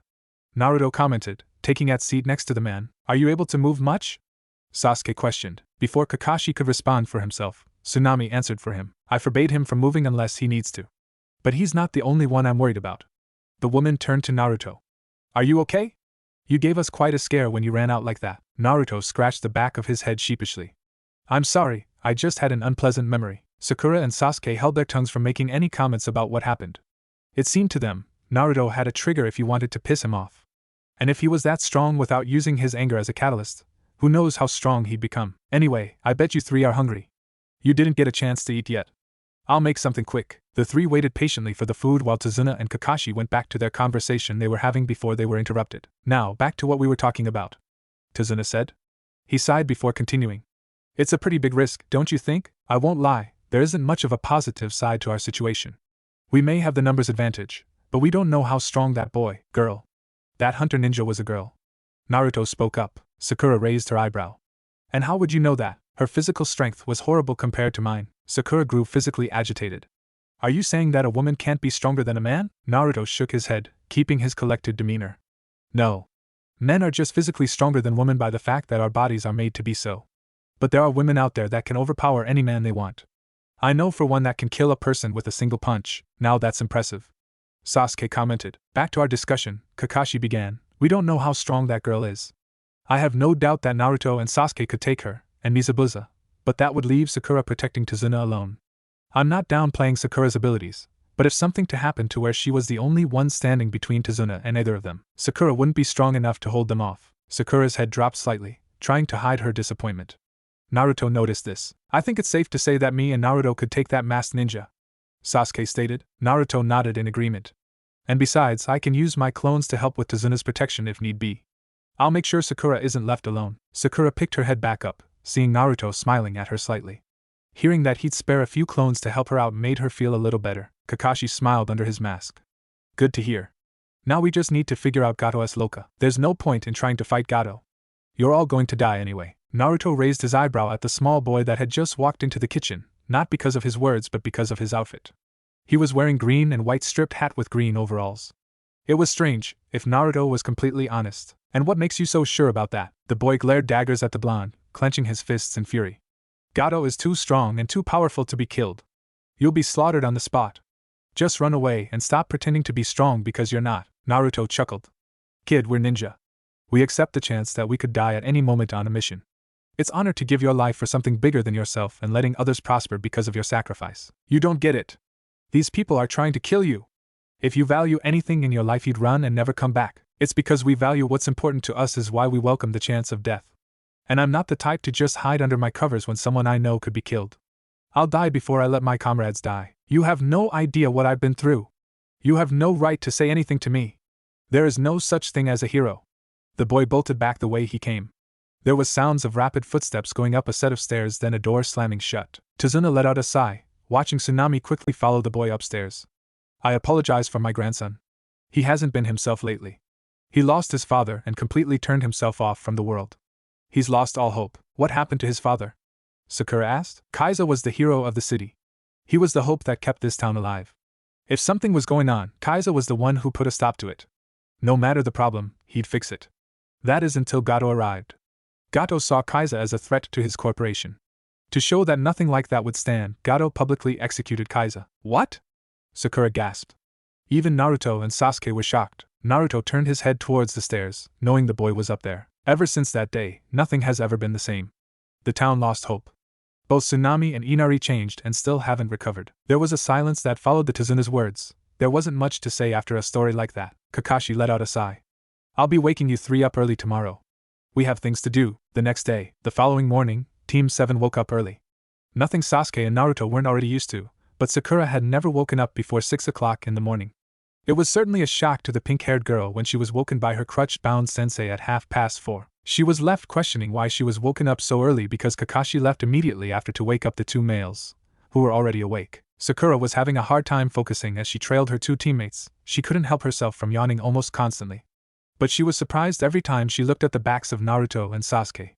They both appeared to be wide awake, never letting a yawn escape their mouths. How can you 2 be so awake so early? Sakura yawned, for seemingly the 100th time. Naruto glanced back to his female teammate. I do a few stretches to wake myself up. They help me limber up for my training. Is that we're up so early? To train? Sakura rubbed her eye, trying to suppress her yawn. It would make sense. Sasuke spoke up. Why else would Kakashi-sensei want us up this earlier a day after fighting an S-rank missing shinobi? Sakura knew Sasuke's question was rhetorical and decided it was best not to answer. The 3 followed the path a bit further until they came to a small opening in the many trees where Kakashi was waiting for them, leaning on his one crutch and reading his favorite book. He lowered the book and gave a nice smile to his students. Good morning, you 3. Glad to see you all woke up on time, Sakura grumbled. You woke me up, sensei. True, but I half expected you to fall back asleep and not show up until later in the morning. Sakura grumbled to herself even more as Naruto stepped forward. So, what are we doing out here, sensei? Especially so early? Well, Naruto, we don't have much time before Zabuza recovers and comes after Tazuna again. I need to do everything I can to get you 3 ready for that time. How long do you think we have? Sasuke asked. Kakashi rubbed his chin thoughtfully for a moment before answering. A few days, a week at the most. Naruto shifted his neck, popping it a few times, then shifting it to the other side. Then let's get started. He slammed his fist into his hand. I appreciate the enthusiasm, Naruto, but we are starting off with something simple. The tree climbing exercise. Sensei? Sakura spoke up. We're ninja. I think climbing a tree isn't something we need to train on. Okay, Sakura, go climb that tree without using your hands. Kakashi pointed to the tree to his left. That's not possible, sensei. Oh really? Well, that's why we are going to train. Kakashi turned to the tree he pointed at, but Naruto spoke up and stopped him. Kakashi-sensei, I already know how to do this. The gray-haired man's lone visible eye slightly widened and turned back. You do? Naruto nodded before sprinting towards the tree and continued his path up the tree, without breaking stride. His 2 teammates watched very intently as he ran all the way to the top of the tree, showing it took very little effort. He crossed his arms and smirked arrogantly as he stood triumphant atop the tree. How long have you known how to do this? Kakashi called out, mildly impressed. Naruto thought for a moment. Since I was 6 or 7. It was in one of the scrolls that Ojaizen gave me to study from. Sasuke grit his teeth in frustration. He could see Naruto's cocky smirk from the bottom of the tree. He also clenched his fists in aggravation as he stared at the blonde. I swear to Kami, I'll beat the cockiness out of him one day. He thinks he's so much better than everyone else. I'll be the one to change that. Sakura stared up in awe. Naruto ran up that tree with relative ease. It just proved that he wasn't lying that he had mastered this at such a young age. She would give anything to have the natural talent Naruto, and Sasuke for that matter, had. She had a long way to go if she ever wanted to make it to his current level. Mastering this will allow you to defy gravity. Kakashi said, now standing upside down on a branch. Sakura and Sasuke's shock grew even more when they noticed this. Focusing your chakra to your feet will make you stick to the surface of the tree, almost like a glue. How will this help in our fight against Zabuza and that hunter ninja? Sasuke questioned. Before Kakashi could answer, Naruto fell past his sensei and landed in front of his teammates.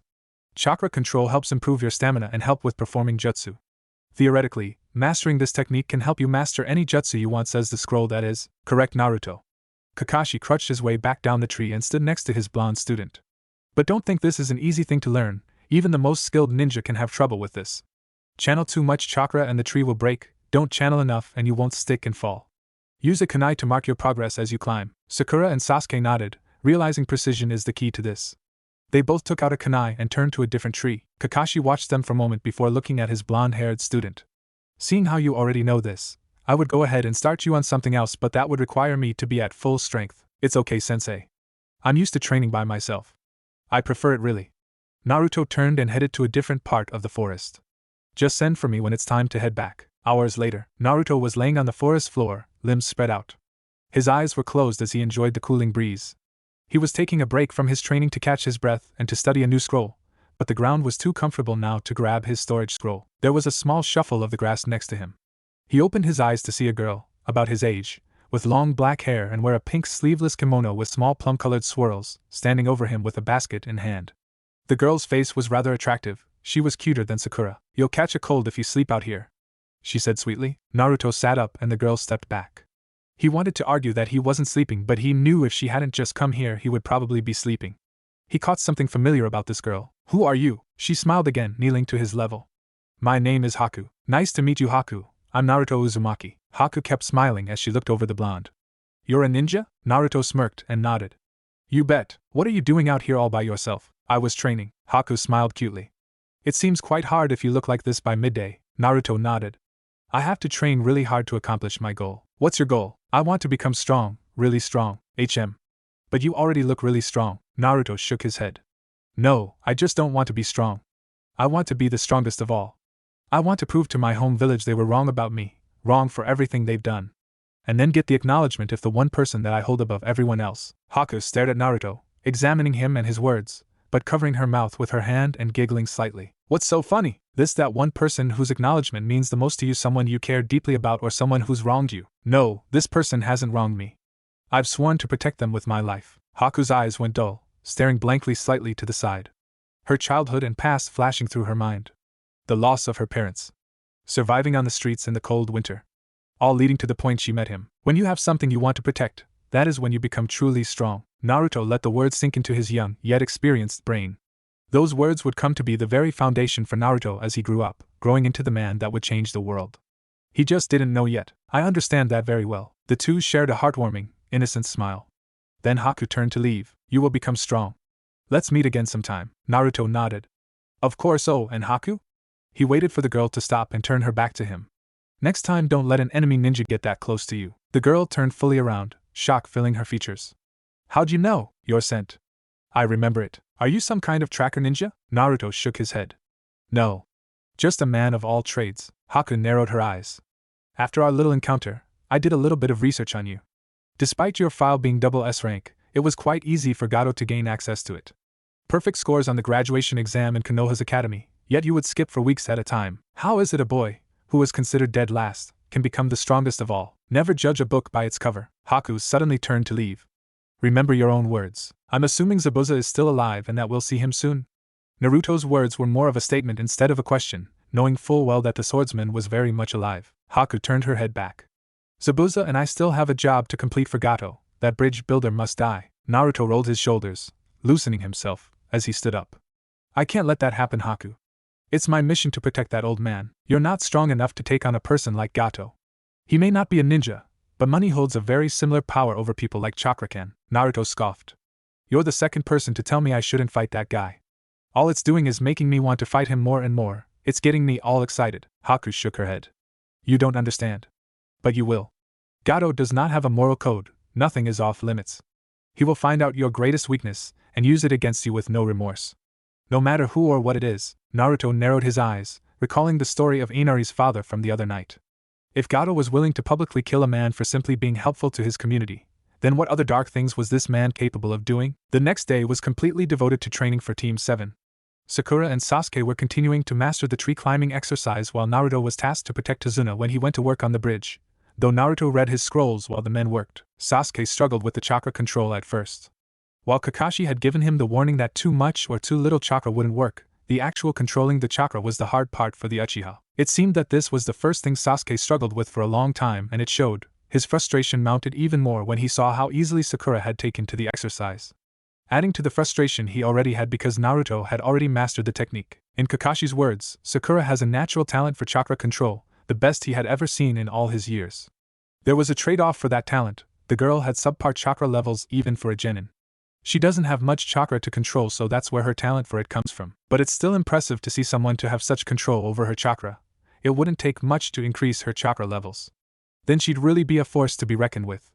Naruto had jokingly said that she'd be a good fit for the medical field, but Kakashi knew of the boy's experiences and knew he was being serious. When Kakashi went to get Naruto after the day's training was over, he was surprised to see how hard the boy was training.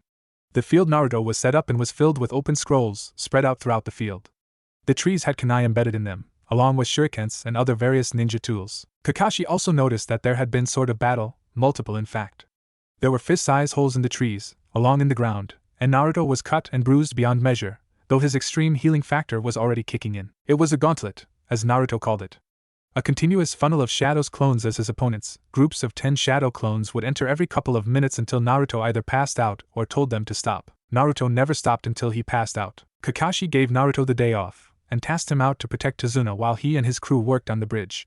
He originally was going to have Sakura go with him, and have Naruto and Sasuke work on their teamwork, but seeing how good Sakura was at chakra control and knowing how subpar she was at everything else, he felt it was time for some one-on-one training with the young kunoichi. It didn't take more than half the day for Sakura to have the tree climbing exercise down completely. Sasuke was still struggling with the precision that was required, but he was making progress.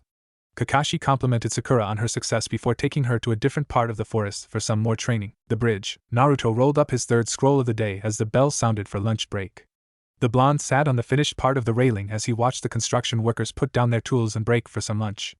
Tazuna finished talking to one of the workers before making his way towards him. Naruto did take notice that the man Tazuna had just finished talking to eyed him for a moment before walking away himself.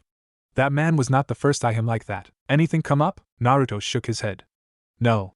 It's been quiet all morning. Think anything will happen for the rest of the day? Nah. Kakashi-sensei said it would be a couple days before Zabuza would resurface. Besides, Zabuza wants to kill Kakashi before you. Tazuna became confused. I don't understand. It's a pride thing. Naruto waved it off. Mind telling me why your workers have been eyeing me all morning? Tazuna sighed. They don't feel safe with a kid watching them. I vouched for you, but it's no use. They think Gatō will kill them regardless of who's protecting them. I honestly thought you were over-exaggerating about Gatō. It seems I was wrong. Gatō's hold over this town is like a sickness. If nothing is done about it, it'll only get worse. Naruto sat thoughtfully, rubbing his chin slowly and fiddled with the scroll in his hand. He wasn't going to come up with anything sitting here, he needed to walk through the town. He stood from the railing and began to leave the worksite. Where are you going? Naruto didn't break stride. I'm getting some lunch. I won't be long. A few hours later, Kakashi couldn't recall a time ever in his life was so impressed yet so disappointed in another human being, young girl no less. He had been training Sakura since midday, and two things became very clear to the Jonin. Sakura's knowledge of the ninja world was boundless. She easily rivaled that Naruto boy in intelligence. But how could someone with such promise have virtually no skills in all other aspects of being a ninja? Sakura's genjutsu was far beyond her two teammates, and her ability to learn at such a fast pace was on par with Naruto and his shadow clones. Honestly, Sakura had the making to be the strongest kunoichi of her generation. There was just one thing holding her back. Hey Kakashi-sensei, how do you think Sasuke is doing with his tree climbing? Do you think we should go and check up on him? Kakashi was never one to let his disappointment show, but a very audible sigh escaped his masked face. Don't worry about Sasuke, Sakura. He's strong enough to handle a simple chakra control exercise. Now let's go over some basic taijutsu techniques and see how well you do with them. But maybe he could use my help? Sasuke was struggling when we left earlier. More frustration showed. Sakura continued to be oblivious to it. Sakura, you need to stop this obsession with Sasuke. Or, at least, contain so it doesn't interfere with your training, because if this continues, you will die, and you will let your teammates down. Do you understand? Haven't you ever been in love, Kakashi-sensei? Sakura had a certain glow in her eyes that physically made Kakashi flinch slightly. I just can't help myself when I think about him. He's just so dreamy. Sakura squealed in delight. Sakura! Kakashi finally snapped. Enough. Let me make one thing clear to you. Sasuke is not someone you can win over by simply looking good and gawking at everything he does. There's only thing that gets Sasuke's attention, and that is strength. Just look at Naruto. He's ahead of Sasuke in nearly every aspect, and everything he does is to catch up to him so that he can beat him one day. He's not paying attention to you because he doesn't like your outfit or your hair, it's because you aren't strong. Sakura's sudden drop in excitement, and into a sullen mood made Kakashi think he might have gone a bit too far, but the girl needed to hear this. Maybe it would snap her out of her fangirling stage once and for all. Listen, Sakura, is gaining Sasuke's acknowledgement really your main goal in life? There isn't anything else you want to achieve? Sakura thought about her answer, keeping her gaze hidden under her long, pink bangs. I want to be recognized, be known as a great kunoichi. I didn't come from a clan or a rich name. I want to be known as the kunoichi that came from nothing but got everything. That surprised Kakashi. He wasn't expecting something like that from his female student. He never would have guessed she felt like this. He always assumed that she joined the academy for the sole reason to capture Sasuke's heart. Now, that's a goal, Sakura. I'm not saying your goal to get Sasuke's attention is a bad goal overall, it's just not a good goal for this life you've chosen. Emotions are what make us human, but you can't let them cloud your judgment, especially yours, Sakura. Naruto and Sasuke might be the muscle, but you are the brain. Neither of them are as smart as you are. You can surpass them in time, but only if you train hard enough. Sakura looked up at her sensei in shock and disbelief. Do you really think so, Kakashi-sensei? Kakashi gave his classic eye smile. I do think so. Now come on, let's try those taijutsu exercises. With Naruto. Naruto had perched himself on a tree branch that looked over a large mansion, surrounded by a tall, metal fence with men with weapons constantly patrolling it. He kept himself hidden by the leaves of the tree, but it wasn't like the men inside the fence would notice him simply crouching on the branch. They weren't aware enough to look up. Naruto watched the patterns of the patrols for a few minutes, seeing and memorizing the pattern they used. They were simple bandits with no special training, mainly training in how to utilize chakra. At best, they were decently trained in using the swords they carried. Finding the mansion wasn't hard, seeing how it was built in the middle of the town, but that's not why he took so long to get there. He wondered if the town, seeing of what Tazuna had said about the town losing its hope, was true. Unfortunately, it was. If Naruto was blind, he'd be convinced he was walking through a ghost town. He had never seen such emptiness in so many people. He wondered if this Kaiser could inspire hope in people like Tazuna said he did. A lot more than Naruto first thought. Those people are practically zombies. Gatō has completely run this town dry of, not only its resources but its morale too. But I can feel the contempt for him, their hatred feels like a heavy fog. Given the right push and they'll revolt against him. But what could that be? Naruto pondered this idea for another few minutes before deciding it was time to head back to the bridge. He had already been gone for quite some time. He knew there wasn't any danger lurking, at least not now, or else the shadow clone he kept hidden would have dispelled itself and warned him, via the memory transfer. He took one more look at the mansion before jumping out of the tree and heading back to the bridge. Later that night, both did very well today. Kakashi complimented his two students on their hard day of training. The two genin both showed pride in the praise. Sakura more than Sasuke.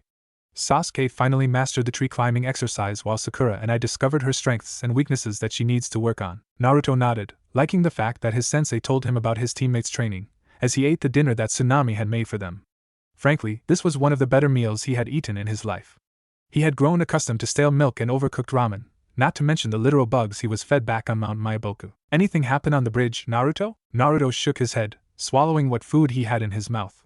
It was quiet all day. I read my scrolls most of the day, until you disappeared for 3 hours for lunch. Tazuna scoffed. Kakashi looked at Tazuna, making sure he wasn't lying or making an accusation, before turning back to his blonde-haired student, waiting for him to explain. I took a walk and lost track of time. Oh well. The blonde shrugged. Nothing happened, and I'm pretty sure that the workers stopped complaining about a kid protecting them and actually got some work done. Besides, I left a shadow clone behind just in case anything was to happen. Kakashi wasn't having it. What did you really do, Naruto? Naruto contemplated for a moment before letting out a sigh. I wasn't lying about taking a walk. I wanted to see if what Tazuna said was true, about the town losing all its hope. It was worse than I thought. So, I decided to see if Gatō was as powerful as he has been made out to be. What did you come up with? Sakura questioned. The only thing Gatō has is money. Everything he's built is for a profit. Sasuke deadpanned. Well, that's obvious. That means he's easy to be taken down. The people that he has guarding his mansion are low-life bandits that will do anything for the highest bidder. Maybe one of them can use chakra like a ninja, but it wouldn't be much. A mid-level genin jutsu that I know we could handle. Kakashi raised his one visible eyebrow. What are you getting at, Naruto? We go in during the night, full force or stealth, and take Gatō out while he sleeps. We get ahead of Zabuza and take out his reason for wanting to kill Tazuna.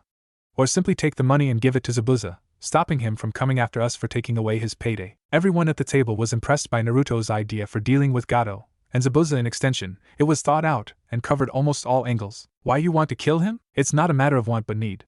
That man must die. There is no consideration for the damned Sakura. Sakura was shocked by this. Not by her teammate's words but in the tone of how he said it, the look in his eyes. If Naruto would kill he would feel no remorse, no pity. That's risky. Tazuna spoke. Something could happen if all of you go together. I'm not trying to be selfish but I gotta look out for my family's safety. I understand fully but I wasn't thinking it'd be a team mission. Kakashi narrowed his eye. A solo mission? You actually think you can take on an entire guard mount by yourself? And here I thought you were smart, Dobe. For your information, team, I can take on this guard mount. I watched them for a few hours today and their patterns aren't that hard to figure out. Besides, if something were to happen, I've got my shadow clones to back me up. I can make more than enough to deal with the amount of bandits he has guarding his fence and whoever he keeps close. I'd be in and out in 20 minutes, 30 at the most. The gray-haired Jonin rubbed the bottom of his masked chin, weighing in all the scenarios that could happen if things would go wrong. The only way Kakashi could see something going wrong was if Zabuza or that hunter ninja was there with Gatō. Even then, he had a feeling Naruto had something up his sleeve just in case there was an opponent he couldn't handle, courtesy of Jiraiya and or the Nine Tails. What makes you think you can just walk in there and kill Gatō? Everyone turned to the entrance of the kitchen to see Inari. Just a part of the mission. Naruto answered. You'll never be strong enough to kill him. I told you that. Naruto was tired of this freaking kid telling him that he's not strong and Gatō was unkillable. Sasuke was too. Look boy, we are ninja for a reason. Quit thinking we aren't prepared to die. It is our mission to protect your grandfather, and by extension you and your mother. You're all wasting your time. There's not a damn thing you can do against him. Inari once again rushed out and sprinted up the stairs to his room. Tsunami stood up to follow him again, but Naruto put his hand out to stop her, then stood up himself. I'll go talk to him. The boy's mother was hesitant to let someone she barely knew go and talk to her son about his troubles, but Tazuna put a hand on her shoulder, telling her to let Naruto try to get through to him. If her father trusted him, then she might as well too. Naruto made his way up the stairs and heard the boy sobbing behind his door at the end of the hall. He listened for a moment, hearing him say dad in between the sobs. He sighed softly, then knocked on the door. Go away, Mom. Inari sniffled. I'm not your mom, nor do I want to be. The door opened and Inari poked his head through the small crack. What do you want? I understand what you're feeling. No, you don't. Nobody knows how it feels to lose. Just shut up and listen for once, you little twerp. Inari grumbled to himself before opening his door the rest of the way. He realized Naruto wasn't going to go away. Naruto entered the room and looked on the boy's desk. There were tear stains on a ripped picture of a man. He assumed that was Kaiza, Inari's father. He turned to the boy, who was now sitting on the bed. I know you're angry. And you have the right to be angry. Any sane person would be angry when losing their father, especially the way you lost him. I don't blame you for being angry. But you make it sound like you're the only one who has lost someone important, Inari scoffed. Who have you lost? I doubt you've lost someone as important as a parent. Well, you aren't wrong. I never knew my parents to think of them as important to me. Inari looked up in shock. Though, I think it hurts a bit more when the one person who practically raised you leaves without a word. The only one to ever care for you just dropping you like you were nothing. Inari noticed a change in Naruto's eyes. It wasn't anger or sadness, like he had seen in himself. It almost looked like longing to have someone to care. He blinked a few times before speaking again. You aren't the only person to lose someone important, and you never will be. Use your anger to better yourself so you don't lose another important person. Be a hero for once. With those parting words, Naruto left the room and closed the door behind him. Midnight. Naruto had a hard time wrapping his head around the fact that Kakashi actually agreed to his plan to take down Gatō during the night. What surprised the blonde more was that it was only the man himself as Naruto's backup. What that meant confused Naruto. Did Kakashi trust him more than the others, or did he simply want them to get plenty amount of rest? Frankly, Naruto didn't care either way.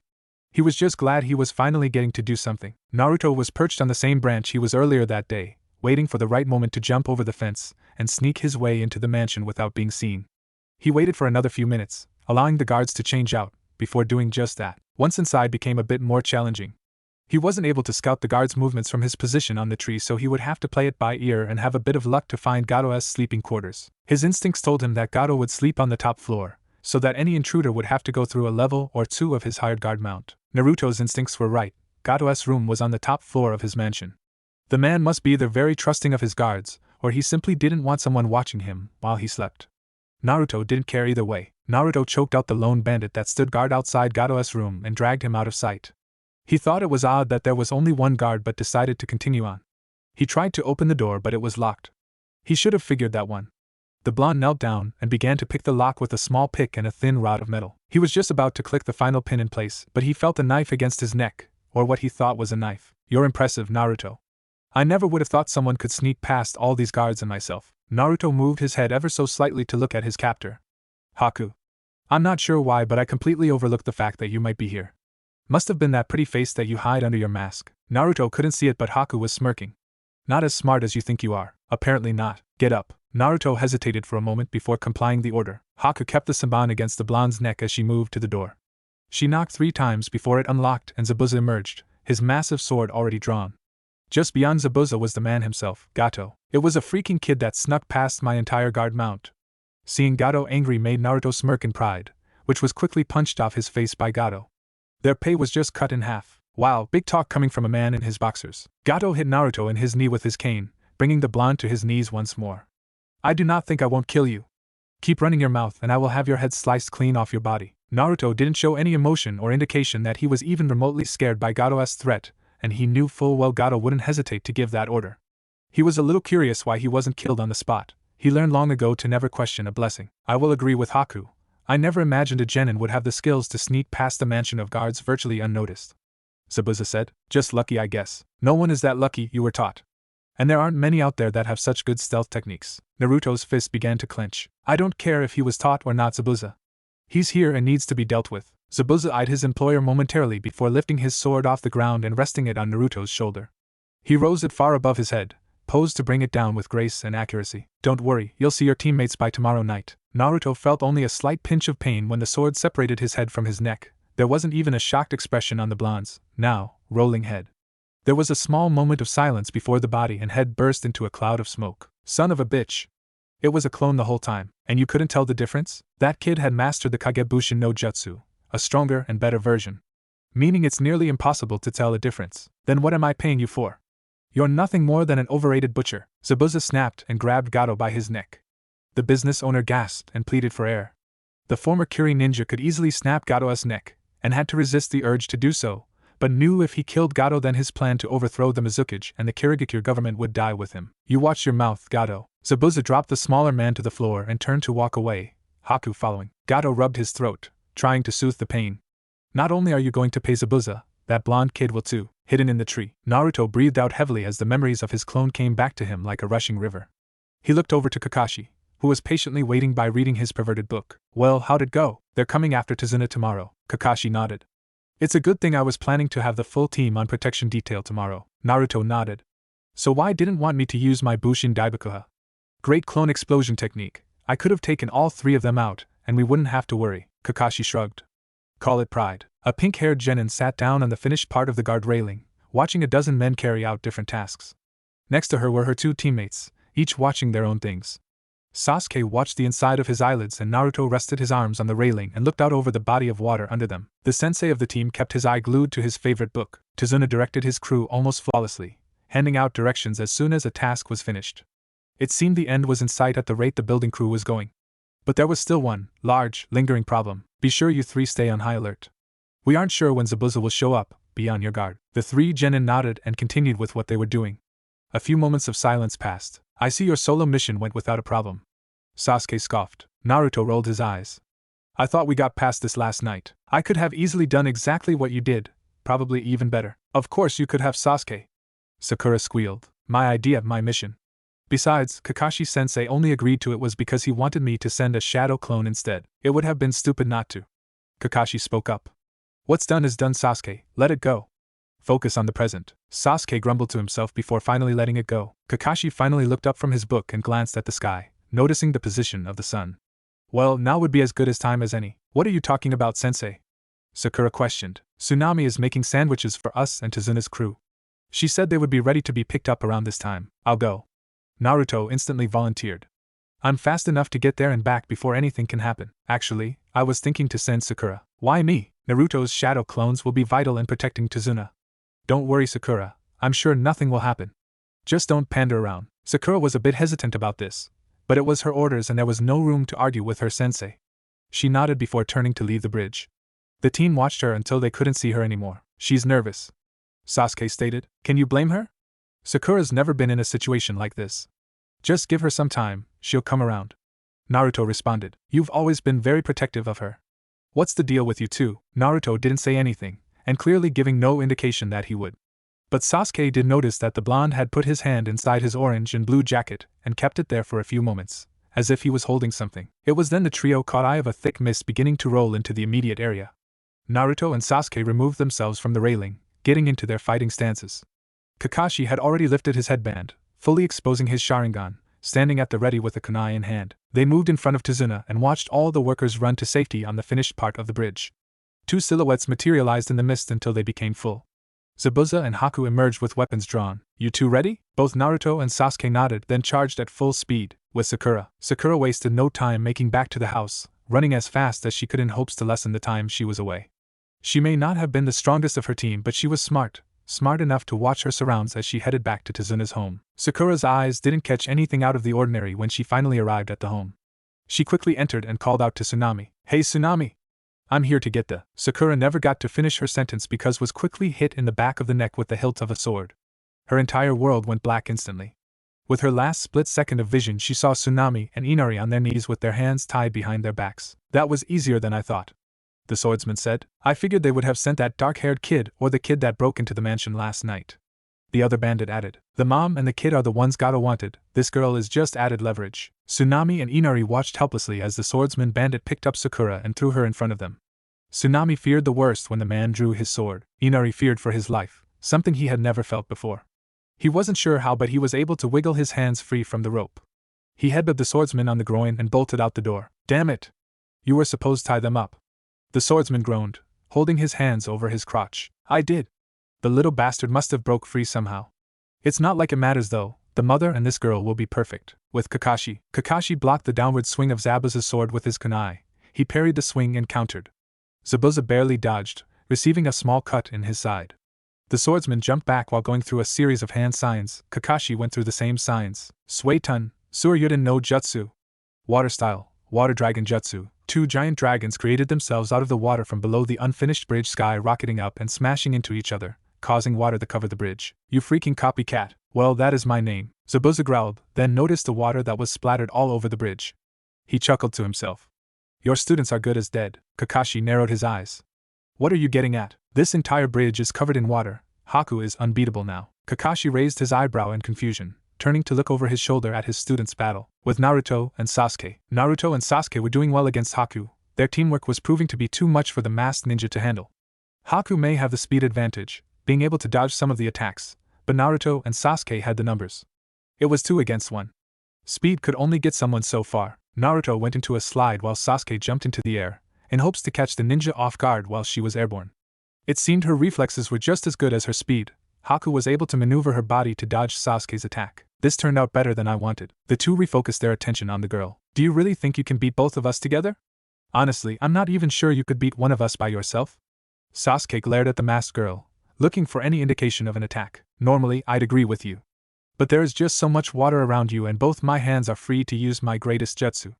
Haku began to go through hand seals at such a fast rate that even Kakashi's Sharingan was having a hard time keeping up with them. Both Sasuke and Naruto's eyes widened drastically as the water around them began to rise. They suddenly formed into large, floating mirrors that were made of ice. Makio Hyosho. Ice style, crystal ice mirrors. Before either Naruto and Sasuke could react, they were trapped in a dome of crystal ice. Haku stepped into one of the mirrors and her image was projected onto each mirror. By Sasuke's count, there was 21 reflections of Haku. 12 on ground level and 8 more floating above, angling at the ground. Kakashi stared in utter disbelief. What in the world is that technique? The Jonin wanted to go help his genin, but he knew Zabuza would simply get in the way. Naruto and Sasuke were on their own. The two genin kept their composure but were racking their brains on how to get out of this dire situation. Sasuke was lost. He couldn't remember the last time he felt this lost. Naruto had a similar feeling. They needed to act fast if they wanted to make it out alive. It's time I show you my real speed. Just as the words left the girl's mouth, a barrage of hundreds of senbons that seemed to come from every direction. Both Naruto and Sasuke reacted accordingly and dodged what they could, but they could only move so fast. Both were impaled by a couple dozen senbon and caused blood to fall from their wounds. Naruto pulled the senbon that was restricting his neck movement and looked over his teammate. He wasn't faring much better, but he was still standing. Actually, Sasuke was just staring into a mirror. All Naruto could hear was a soft chuckle from the Uchiha. I can see. Sasuke's head shot towards a specific mirror, a smirk now present on his face. Naruto could back a small chuckle of his own. He honestly didn't expect it happen so soon, but he was glad nonetheless. Sasuke Uchiha had just awakened the Sharingan. Sasuke kept his eyes trained on the same mirror, waiting for the perfect moment. Haku was shocked. She should have realized that the boy was an Uchiha. That red and white fan on his back was a clear giveaway. And she knew the Sharingan was bad for her. Her jutsu required a lot of chakra to create, even more to maintain. It was only a matter of time before her speed would slow down enough to where the Uchiha would be able to read and fully predict her movements. Haku sent another wave of Saban at the two. Naruto had the ability to dodge some but was still hit by most. Sasuke was able to dodge most but was still hit by some. The blonde limped before he fell to his knee. Senbon's had hit a ligament in his left knee. It was practically useless at the moment. Sasuke remained standing but Naruto could tell he was having trouble. Naruto remembered a scroll he read about the Sharingan. The dojutsu was awakened by only two things: extreme stress or extreme emotion. Sasuke may have been angry, but nowhere near enough to awaken his eyes, but if it were then his Sharingan would be much more powerful. Emotion is a catalyst for the legendary dojutsu, stress simply was a starter. Naruto pulled the needle out from his knee. This isn't good, just one more. What? One more wave and I'll have her. Can you survive one more? Naruto let out a sigh. Him surviving another wave of Saban wasn't a concern. His healing factor was going to kick in at any moment. Sasuke was breathing heavily and couldn't hold the Sharingan for much longer. Naruto could see that much. The blonde nodded. Sasuke nodded back. Then turned his attention back to the mirror Haku was currently in. Is that all you got? Haku launched a third wave of Saban and couldn't believe what she saw. Sasuke had completely dodged every single Saban she had thrown. And now his blood-red eyes were trained on her, the real her. Most of her chakra had been drained. She couldn't keep the jutsu alive much longer, nor her speed. Sasuke smiled wickedly as he went through a series of hand seals. Katan, Gokakyu no Jutsu. Fire style, fireball jutsu. Fire erupted from Sasuke's mouth and set the mirrors ablaze, slowly melting away at the ice. But the ice mirrors weren't melting easy. That showed just how much chakra it took to hold a jutsu like this. But they were weakened. Sasuke collapsed to his knees, his Sharingan fading from his eyes. That was all I had left. He gasped out. Naruto stumbled to his feet. Senbons were falling out of his body as steam came from his wounds as they closed. Don't worry, Sasuke, I'll handle it from here. Sasuke watched in shock as the Senbons fell to the floor, completely flabbergasted that they were falling out on their own. He couldn't see the steam that healed his wounds because it was mixing in with the steam from the melting ice mirrors. How is he doing that? You talk about speed, but you don't know what that is. Let me show you my speed. Naruto cracked his knuckles, staring at the image of Haku in front of him. He could tell it was the real one. There was a burn mark on her left shoulder that none of the others had.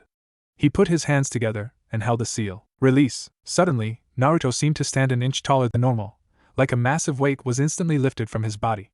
He pulled off a pair of white beaded bracelets from his wrists, that were hidden by his sleeves, and placed them in his pocket, earning more confusion from both people near him. What were those beads? A special kind of chakra weight.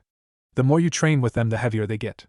Now that I've taken them off, you won't win this fight. It was too quick to see, too quick to process the instant flash of blonde yellow hair that flew past her, smashing the ice mirror next to her, and skidding to a stop halfway down the bridge.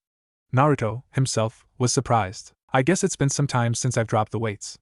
Maybe I'll keep them off for a while. Naruto dashed again and punched through the mirror Haku was in, shattering it. He stopped next to Sasuke and realized Haku had moved to a different mirror. He scanned the remaining mirrors, looking for the burned shoulder of the real one. Behind you, Naruto. Naruto threw his elbow back and caught Haku in the center of her mask, cracking and breaking it. He put all his strength into that attack and it shot Haku back through another mirror and towards the center of the bridge, near Kakashi and Zabuza's fight. Haku recovered from her tumble slowly, knowing Naruto was already charging towards her. I'm sorry, Zabuza, but I cannot beat this boy. Zabuza scoffed as he pushed back Kakashi. Then let him kill you. You were a tool, nothing more, just a waste of time. A lone tear streaked down the girl's cheek as she closed her eye, awaiting the final blow. But it never came. She opened her eyes again to see Naruto had stopped his kunai a mere inch from the bridge of her nose. Confusion filled the hunter ninja. Why wasn't she dead yet? This was the perfect opportunity to win the battle. Why would he stop? Then she heard the blonde mumbling to himself. Waste of time, that's all I was to you. Naruto rose his head up and Haku gasped in fear. The boy's eyes had changed from deep blue to blood red, his pupils had become vertical and silted, and his whisker marks were widening and darkening. Haku shakily stepped back in terror. Both Kakashi and Zabuza felt the massive spike in chakra. Zabuza had never felt anything like this. It was unlike anything he had known. But for Kakashi it brought back the memories of that night 12 years ago, the night his master died and Naruto was born. His face paled as he began to sweat nervously. I have to end this now. Kakashi flashed a series of hand seals and placed his hand in front of him with his palm facing the ground as his left arm held it in place. Lightning began to arch from his hand, cracking and chirping like 1,000 birds were near. Holding the ball of lightning in the palm of his right hand, He reached with his left and unbuttoned one of his scroll pockets on the chest of his. He threw the scroll up and swiped his bloody thumb across the paper.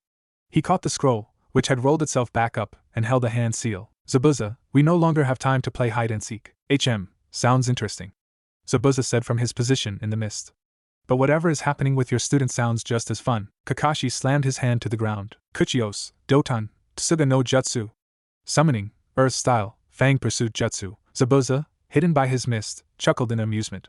Do whatever, Kakashi. It's useless against my mist. Kakashi said nothing as he let his jutsu do its job. He waited patiently with lightning jutsu was still active in his right hand. He waited until the signal that his jutsu had found Zabuza. The sickening sound of flesh being bitten into. Ah! Zabuza screamed. Kakashi bolted towards the sound, leaving only scorch marks on the ground where he once stood. He zipped through the mist, dispersing it with his speed. He sprinted up to Zabuza. The swordsman was trapped by 9 ninja hounds. Raikiri. Lightning blade. Zabuza watched helplessly as Kakashi charged towards him. His mind was going through past memories, and he was shocked to see his tool pass as well. It made too much sense for it to end like this. It was his karma for treating the girl like a tool, a weapon for his gain only. The pain of lightning wasn't what Zabuza expected it. It didn't burn. He really didn't feel the ball of compressed electricity rip through his heart. It passed like a flash of lightning. There was a bright flash, an arc of blue lightning being seen only for a split second, then darkness. Kakashi didn't have time to dwell on his kill of the legendary swordsman. He had a bigger beast to deal with. He pulled his, now, bloodied hand from Zabuza's lifeless chest and sprinted towards the malicious chakra. The mist disappeared with Zabuza's life. The gray-haired Jonin was finally able to see clear. Naruto had Haku by the neck, ever slowly increasing the strength of his grip around her throat. The poor girl was gasping for breath, struggling to break free. Kakashi quickly appeared behind Naruto and wrapped his arm around the boy's neck. Calm down, Naruto. You need to snap out of this. Kakashi figured reason wouldn't work. Naruto was being influenced by, possibly, the strongest being in the entire world at the moment. He racked his brain for something to calm him down. Nothing came to mind except for brute force and the Sharingan. Kakashi groaned as he flipped himself over Naruto and planted a strong kick to the enraged boy's face. The attack broke Naruto's hold on Haku and pushed him back. Kakashi dashed up to the boy and gripped the sides of his head, forcing him to look deep into his 3-toed Sharingan eye. There was a deep growl that echoed inside Naruto's throat before he collapsed onto the ground, his breathing heavy and rasped. Sweat dripped from his brow, barely being able to hold himself up with his arms. What happened? Your seal is weakening, Naruto. The Kyuubi's chakra is starting to leak out. Leak out? Kyuubi is leaking its chakra through the seal to weaken it, trying to escape from it. You need to watch that leakage. The more that leaks out, the weaker the seal becomes. Naruto let that comment sink into his brain. That didn't make sense to the blonde. If the Kyuubi was wanting to break free, why would he have told him everything he did that day? And why help him train when he asked for it?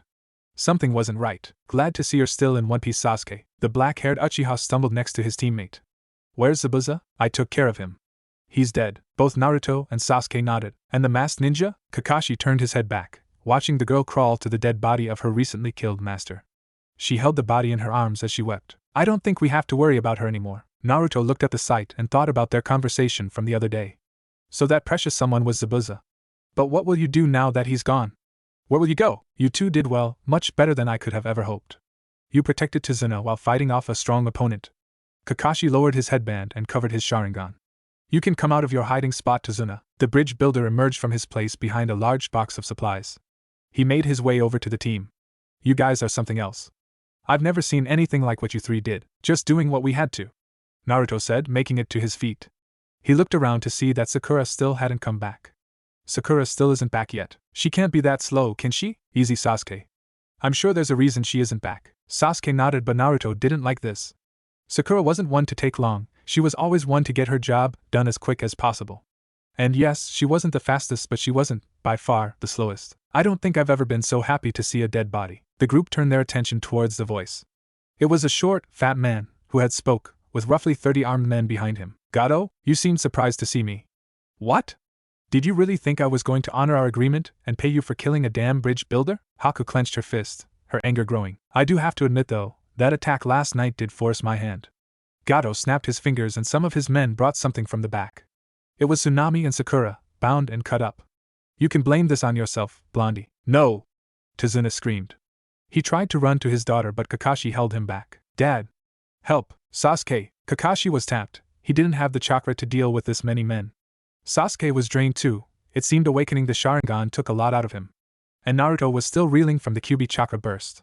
It seemed that using the beast chakra wasn't as beneficial as Kakashi first thought. Naruto was wide-eyed. He couldn't take his eyes off his pink-haired teammate. She was beaten. Cuts covered her body and a bruise was left on her cheek. And the way her clothes, and Tsunami's as well, were torn, it suggested the fact that she had been. What did you do to them? One of Gatō's henchmen roughly grabbed the hair of Tsunami, jerking her head up. The poor woman yelped in pain. Nothing really. We just had a bit of fun with them. Something deep inside of Naruto opened wide. That pull from the other day was back. This time, however, it was much stronger, so much so that the boy didn't resist the pull. He just fell into it and gave into the power, the darkness. A burst of demonic, red chakra flared around Naruto, making his jacket and hair billow upwards as if they were in a gust of strong wind. His nails grew into claws, his whiskered birthmarks darkened and widened, his hair became untamed, and his incisor teeth grew into sharp points. Kakashi, Sasuke, and Tazuna had to shield themselves because the heat that radiated off Naruto. The large group of men all felt the anger that the chakra held and it scared them. Gatō didn't fare much better than his henchmen. What the hell is that? You're dead. Naruto sprinted towards the group on all fours, like a predator chasing its kill. He jumped into the air when he got close. He came down with his arm cocked back and ready to strike. His claw-like fingernails slashed across a man's chest. The feral Naruto grabbed the sword that the man dropped and cut through a few more men before bringing Sakura and Tsunami to safety by Kakashi and Sasuke. Gatō stumbled back in terror. What are you guys waiting for? Kill that thing. The thugs were hesitant but charged anyway, screaming loudly. Naruto growled and lowered himself, preparing to strike.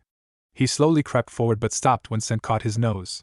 Another large group of people came up from behind Gatō and his men. It was the villagers of the town. We're tired of hiding. We're going to take our country back, Inari. Tsunami cried out, the young boy so full of determination as he stood in front of the large group of people with a small crossbow. He looked like the leader of this small militia. Inari fired an arrow and it hit Gatō in the back of his knee. The small, fat man fell to the ground, clutching at his wound. The still feral Naruto took advantage of the distraction and charged into the henchmen once more. The townspeople ran at them from their rear.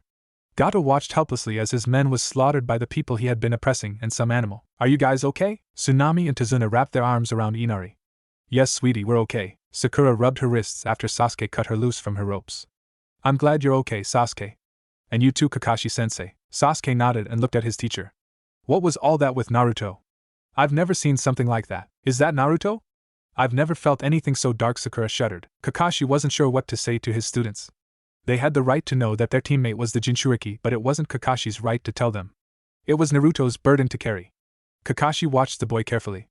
Naruto stood in the middle of the carnage of fallen henchmen. He was breathing heavily as his features returned to normal. Look, you two, Naruto is a very special case. He has a lot riding on him. What are you talking about, sensei? Kakashi bit his tongue. He had said too much. Unknowing to any of the three, Naruto was able to hear the entire conversation. Sometimes he hated his hearing abilities. Gatō was slowly crawling away while everyone was distracted with celebrating in their victory. He almost made it off the bridge but was stopped when Haku stepped in front of his path. Please Haku, I still pay you for what you've done. Just don't kill. The man wasn't able to finish his plea. Haku threw a senbon into Gatō's skull before he could. The hunter ninja stared at the body for a few moments before turning back to Zabuza's body. She stopped when Naruto appeared in front of her. Instinctively, Haku reached for a weapon. Relax, the fighting is done. Besides, since he's dead, I doubt you'd have a reason to fight anymore. It wouldn't have mattered if Gatō was dead or not. Zabuza was my only reason to fight. Naruto nodded. What will you do now? I'm not sure. Zabuza was the only one to really give me any direction. Maybe I'll be a real hunter ninja. That's all I've ever really known. Naruto nodded again. He thought about offering a place in Konoha, but he figured that Haku wasn't going to like being in the same village with the man who killed the only person she cared about. If you ever need help, come find me. Haku raised her eyebrow at the blonde's words. Why would I call on you for help? Because I know what it's like to feel alone in this world. It's unbearable. I know what it's like to lose a precious person. It's a wound that does not close easy and is very easy to reopen. Why are you telling me all this? What's your point? Naruto looked over his shoulder, back at his team. Sakura was being a fangirl over Sasuke, who was standing there with his hands in his pocket, and Kakashi was already buried in his book, but Naruto knew he had his attention what him and Haku were talking about. Naruto turned back to the hunter ninja. It'll hurt for a while, a long while. In fact, that pain really doesn't go away. You get numb to it honestly. Find someone that helps the pain, they help keep that wound closed for good. Is that why you lost it earlier? Because that girl was tied up and beaten? Is she your precious person? Naruto turned and walked to his team. I'll be seeing you, Haku. He put his hand in the air and gave a lazy wave to the hunter ninja. Naruto walked up to his team with his hands in his pockets. Are you okay, Sakura? Why yeah? I'm okay, Naruto. You sure? They didn't do anything to you, did they? Sakura shook her head. No. Just hit me a couple of times, that's all. Naruto breathed a sigh of relief. Good, that's really good to hear. Kakashi looked up from his book. And what of your little talk with Zabuza's apprentice? Her name is Haku, by the way, and she's not a problem anymore. Sasuke raised his eyebrow. And what do you mean by that? I mean the girl just lost the one thing she ever cared about, she's grieving. You sound like you care. Sakura pointed out. I know what she's going through. I offered her a piece of advice. Nothing more. Both Sasuke and Sakura nodded in understanding, both deciding now was not the best time to discuss anything with the blonde right now. There is always a time and place for everything. Well, I'd say this mission is complete. Let's head home. It was close to midnight by the time Jiraiya decided to set up camp. He had been traveling for most of the day, and was ready to stop for the night. He used a simple fire jutsu to get a flame going to keep himself warm for the night. Jiraiya breathed a long sigh of relief. He turned his head to glance over his shoulder. You have anything for me? The faint sound of approaching footsteps could be heard from behind a tree.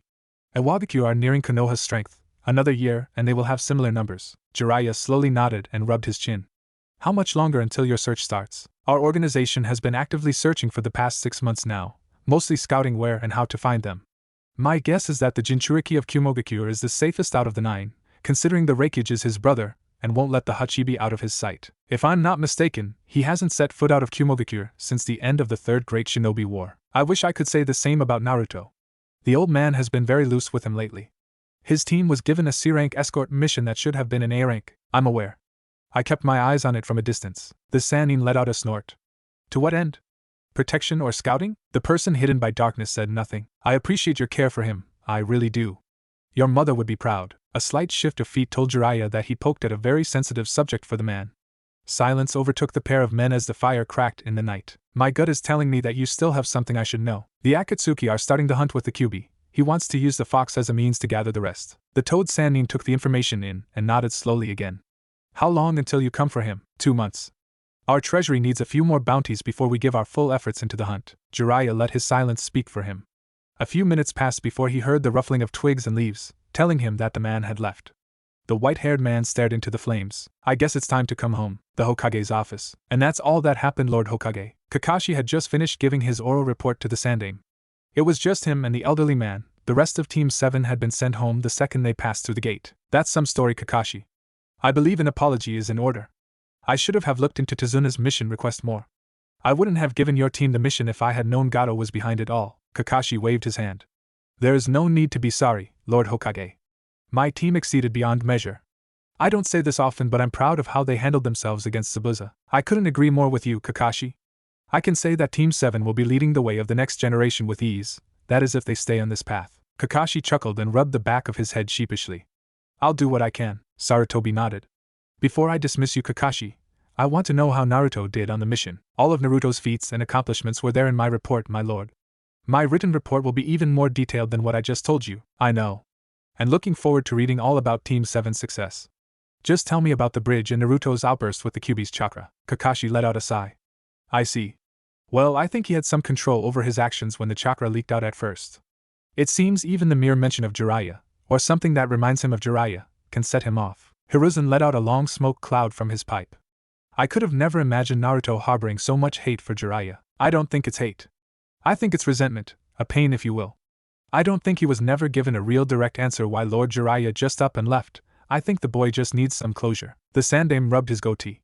I told him that Jiraiya needed to take a mission. Jiraiya felt couldn't wait for Naruto to wake from the assault. He made his choice. Kakashi narrowed his one visible eye. I'm sure he did. Sarutobi let out a heavy sigh. If there is something you want, you say, Kakashi, say it. What's your plan with Naruto? As his sensei, I have a right to know if there is something going on. The third Hokage remained silent. This only confirmed Kakashi's hunch. He leaned forward and placed his hands on the desk, resting his weight on them. I'm not stupid, Lord Hokage. I know how Lord Jiraiya works and how he runs his spy network. It doesn't take 6 years to find someone, especially someone who has the skill set to kill an entire team of ANBU.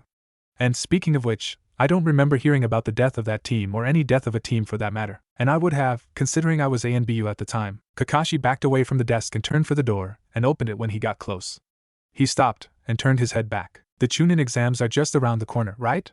You'll be seeing Team 7's applications for the exam, along with my mission report, by the end of the day. The door was slammed shut, leaving Hiruzen Sarutobi alone with his thoughts. A few days later, Naruto was making his way to Team 7's usual meeting area on a small red bridge over a pond. The very same bridge he hid under when he first came to the village 6 years ago. He shook his head free of that memory, not wanting to relive the past.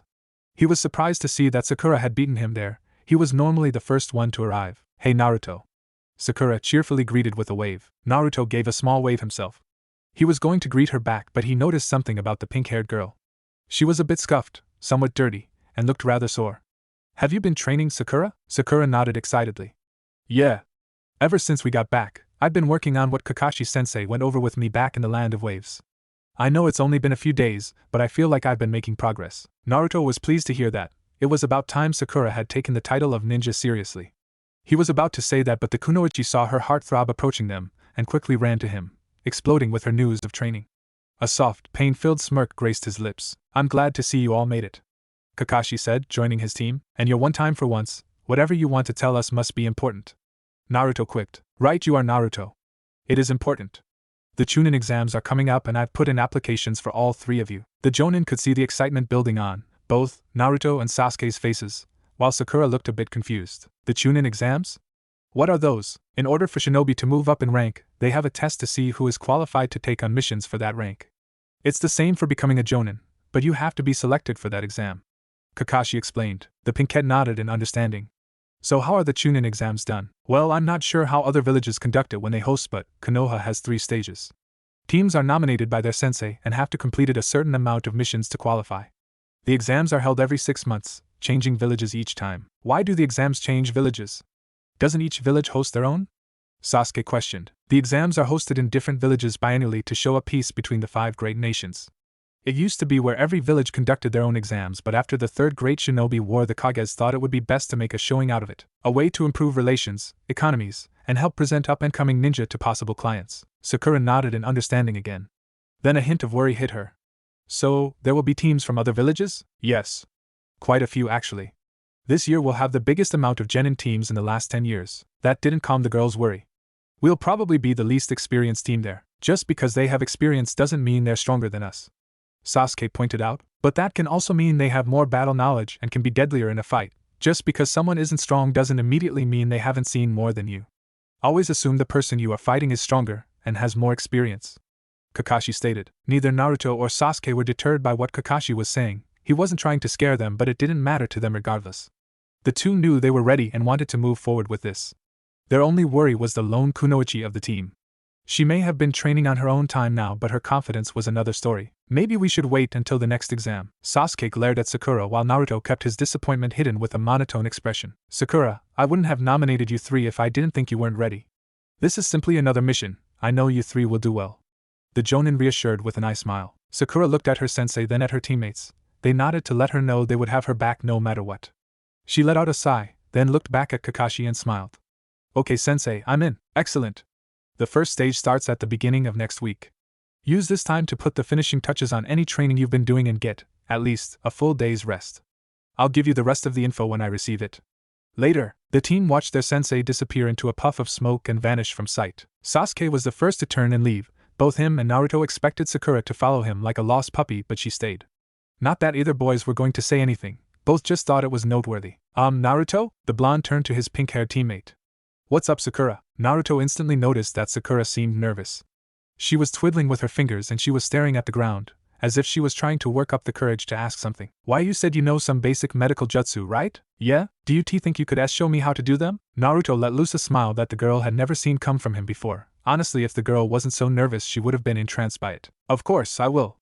I'd be more than happy to teach you, Sakura." Sakura couldn't hide the faint redness of her cheeks as she returned his smile. "Come on, let's go start." The blonde led the way as the 2 walked down a back alley, a shortcut to the training field the boy figured out a long time ago. "Hey! Watch it, you little runt." Naruto raised an eyebrow as he turned the corner to see 5 people. 3 looked like they might be old enough to have just started in the academy. There was one girl, with orange hair that stood up on both sides and were tied at the tops. The second was a sickly-looking boy that had short brown hair, who seemed to have a constant running nose. The third and final kid was another boy with short, spiky brown hair and an overly large blue scarf that looked like a blanket around his neck. The poor kid was being held off the ground by his shirt. The guy, and the girl next to him, holding the kid, seemed to be around him and Sakura's age. Him and the girl were both from Sunagakure. The girl had dirty blonde hair that was pulled back into 4 pigtails, which all pointed into different directions. The guy had purple-lined face paint, along with a plain black full-body suit with a yellow and red circle on the chest. But that wasn't the only thing that caught Naruto's attention. Both were carrying something on their backs. The girl seemed to have a long black rectangle attached to her back. The blonde had no idea what that could possibly be. The boy had something hung over his shoulder that was wrapped in bandages and hair sticking out the top. Naruto's eyes widened when the realization hit him. That's a puppet! I remember reading that Suna was known for its mastery in the puppet arts. I've always wanted to see a puppet user fight. Kankuro, just put the kid down. It was an accident. Stop before he gets mad. Kankuro simply shrugged off the girl's remark. Don't worry, Temari, I'm just messing around. Let Konohamaru go. Now, the 2 Suna shinobi seemed to be surprised by Naruto and Sakura's sudden appearance. Who the hell are you guys? And where did you come from, big bro Naruto? Help, I said, drop him. Naruto's voice was menacing. There was no room for argument. Kankuro eyed the blonde Konoha shinobi before dropping the kid like a sack of potatoes. Konohamaru and his 2 friends scurried over to Naruto and stood behind him, clutching to his pants. Kankuro simply scoffed at the notion and took the bandaged package off his back and set it down next to him, holding it up by the hair that stuck out. Are you really going to use Karasu?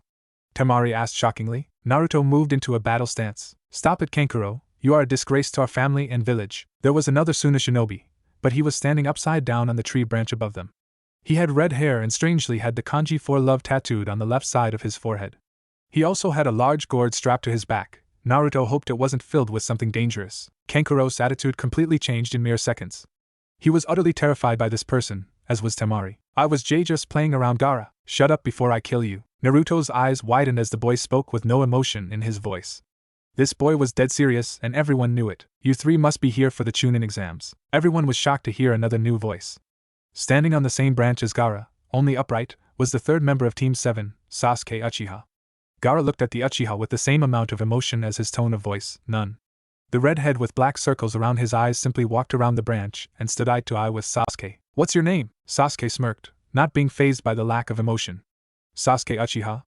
I would like to know yours as well. Gaara of the desert. A swirl of sand appeared around Gaara and he disappeared, only to reappear next to his siblings. He stood to full height and met Naruto's eyes. When the 2 locked gazes, something happened deep within them both. While Gaara smiled like a psychopath, Naruto felt the QB shift in his cage. Shikaku, it's been a long time. Mother is excited like nothing I've ever felt. I must know your name. Everyone, minus Naruto, suddenly felt a dark chill run down their spines when Gaara spoke this time. There was something in his voice this time. Everyone could feel the killer intent behind every word. Naruto Uzumaki, mother can't wait to see you again.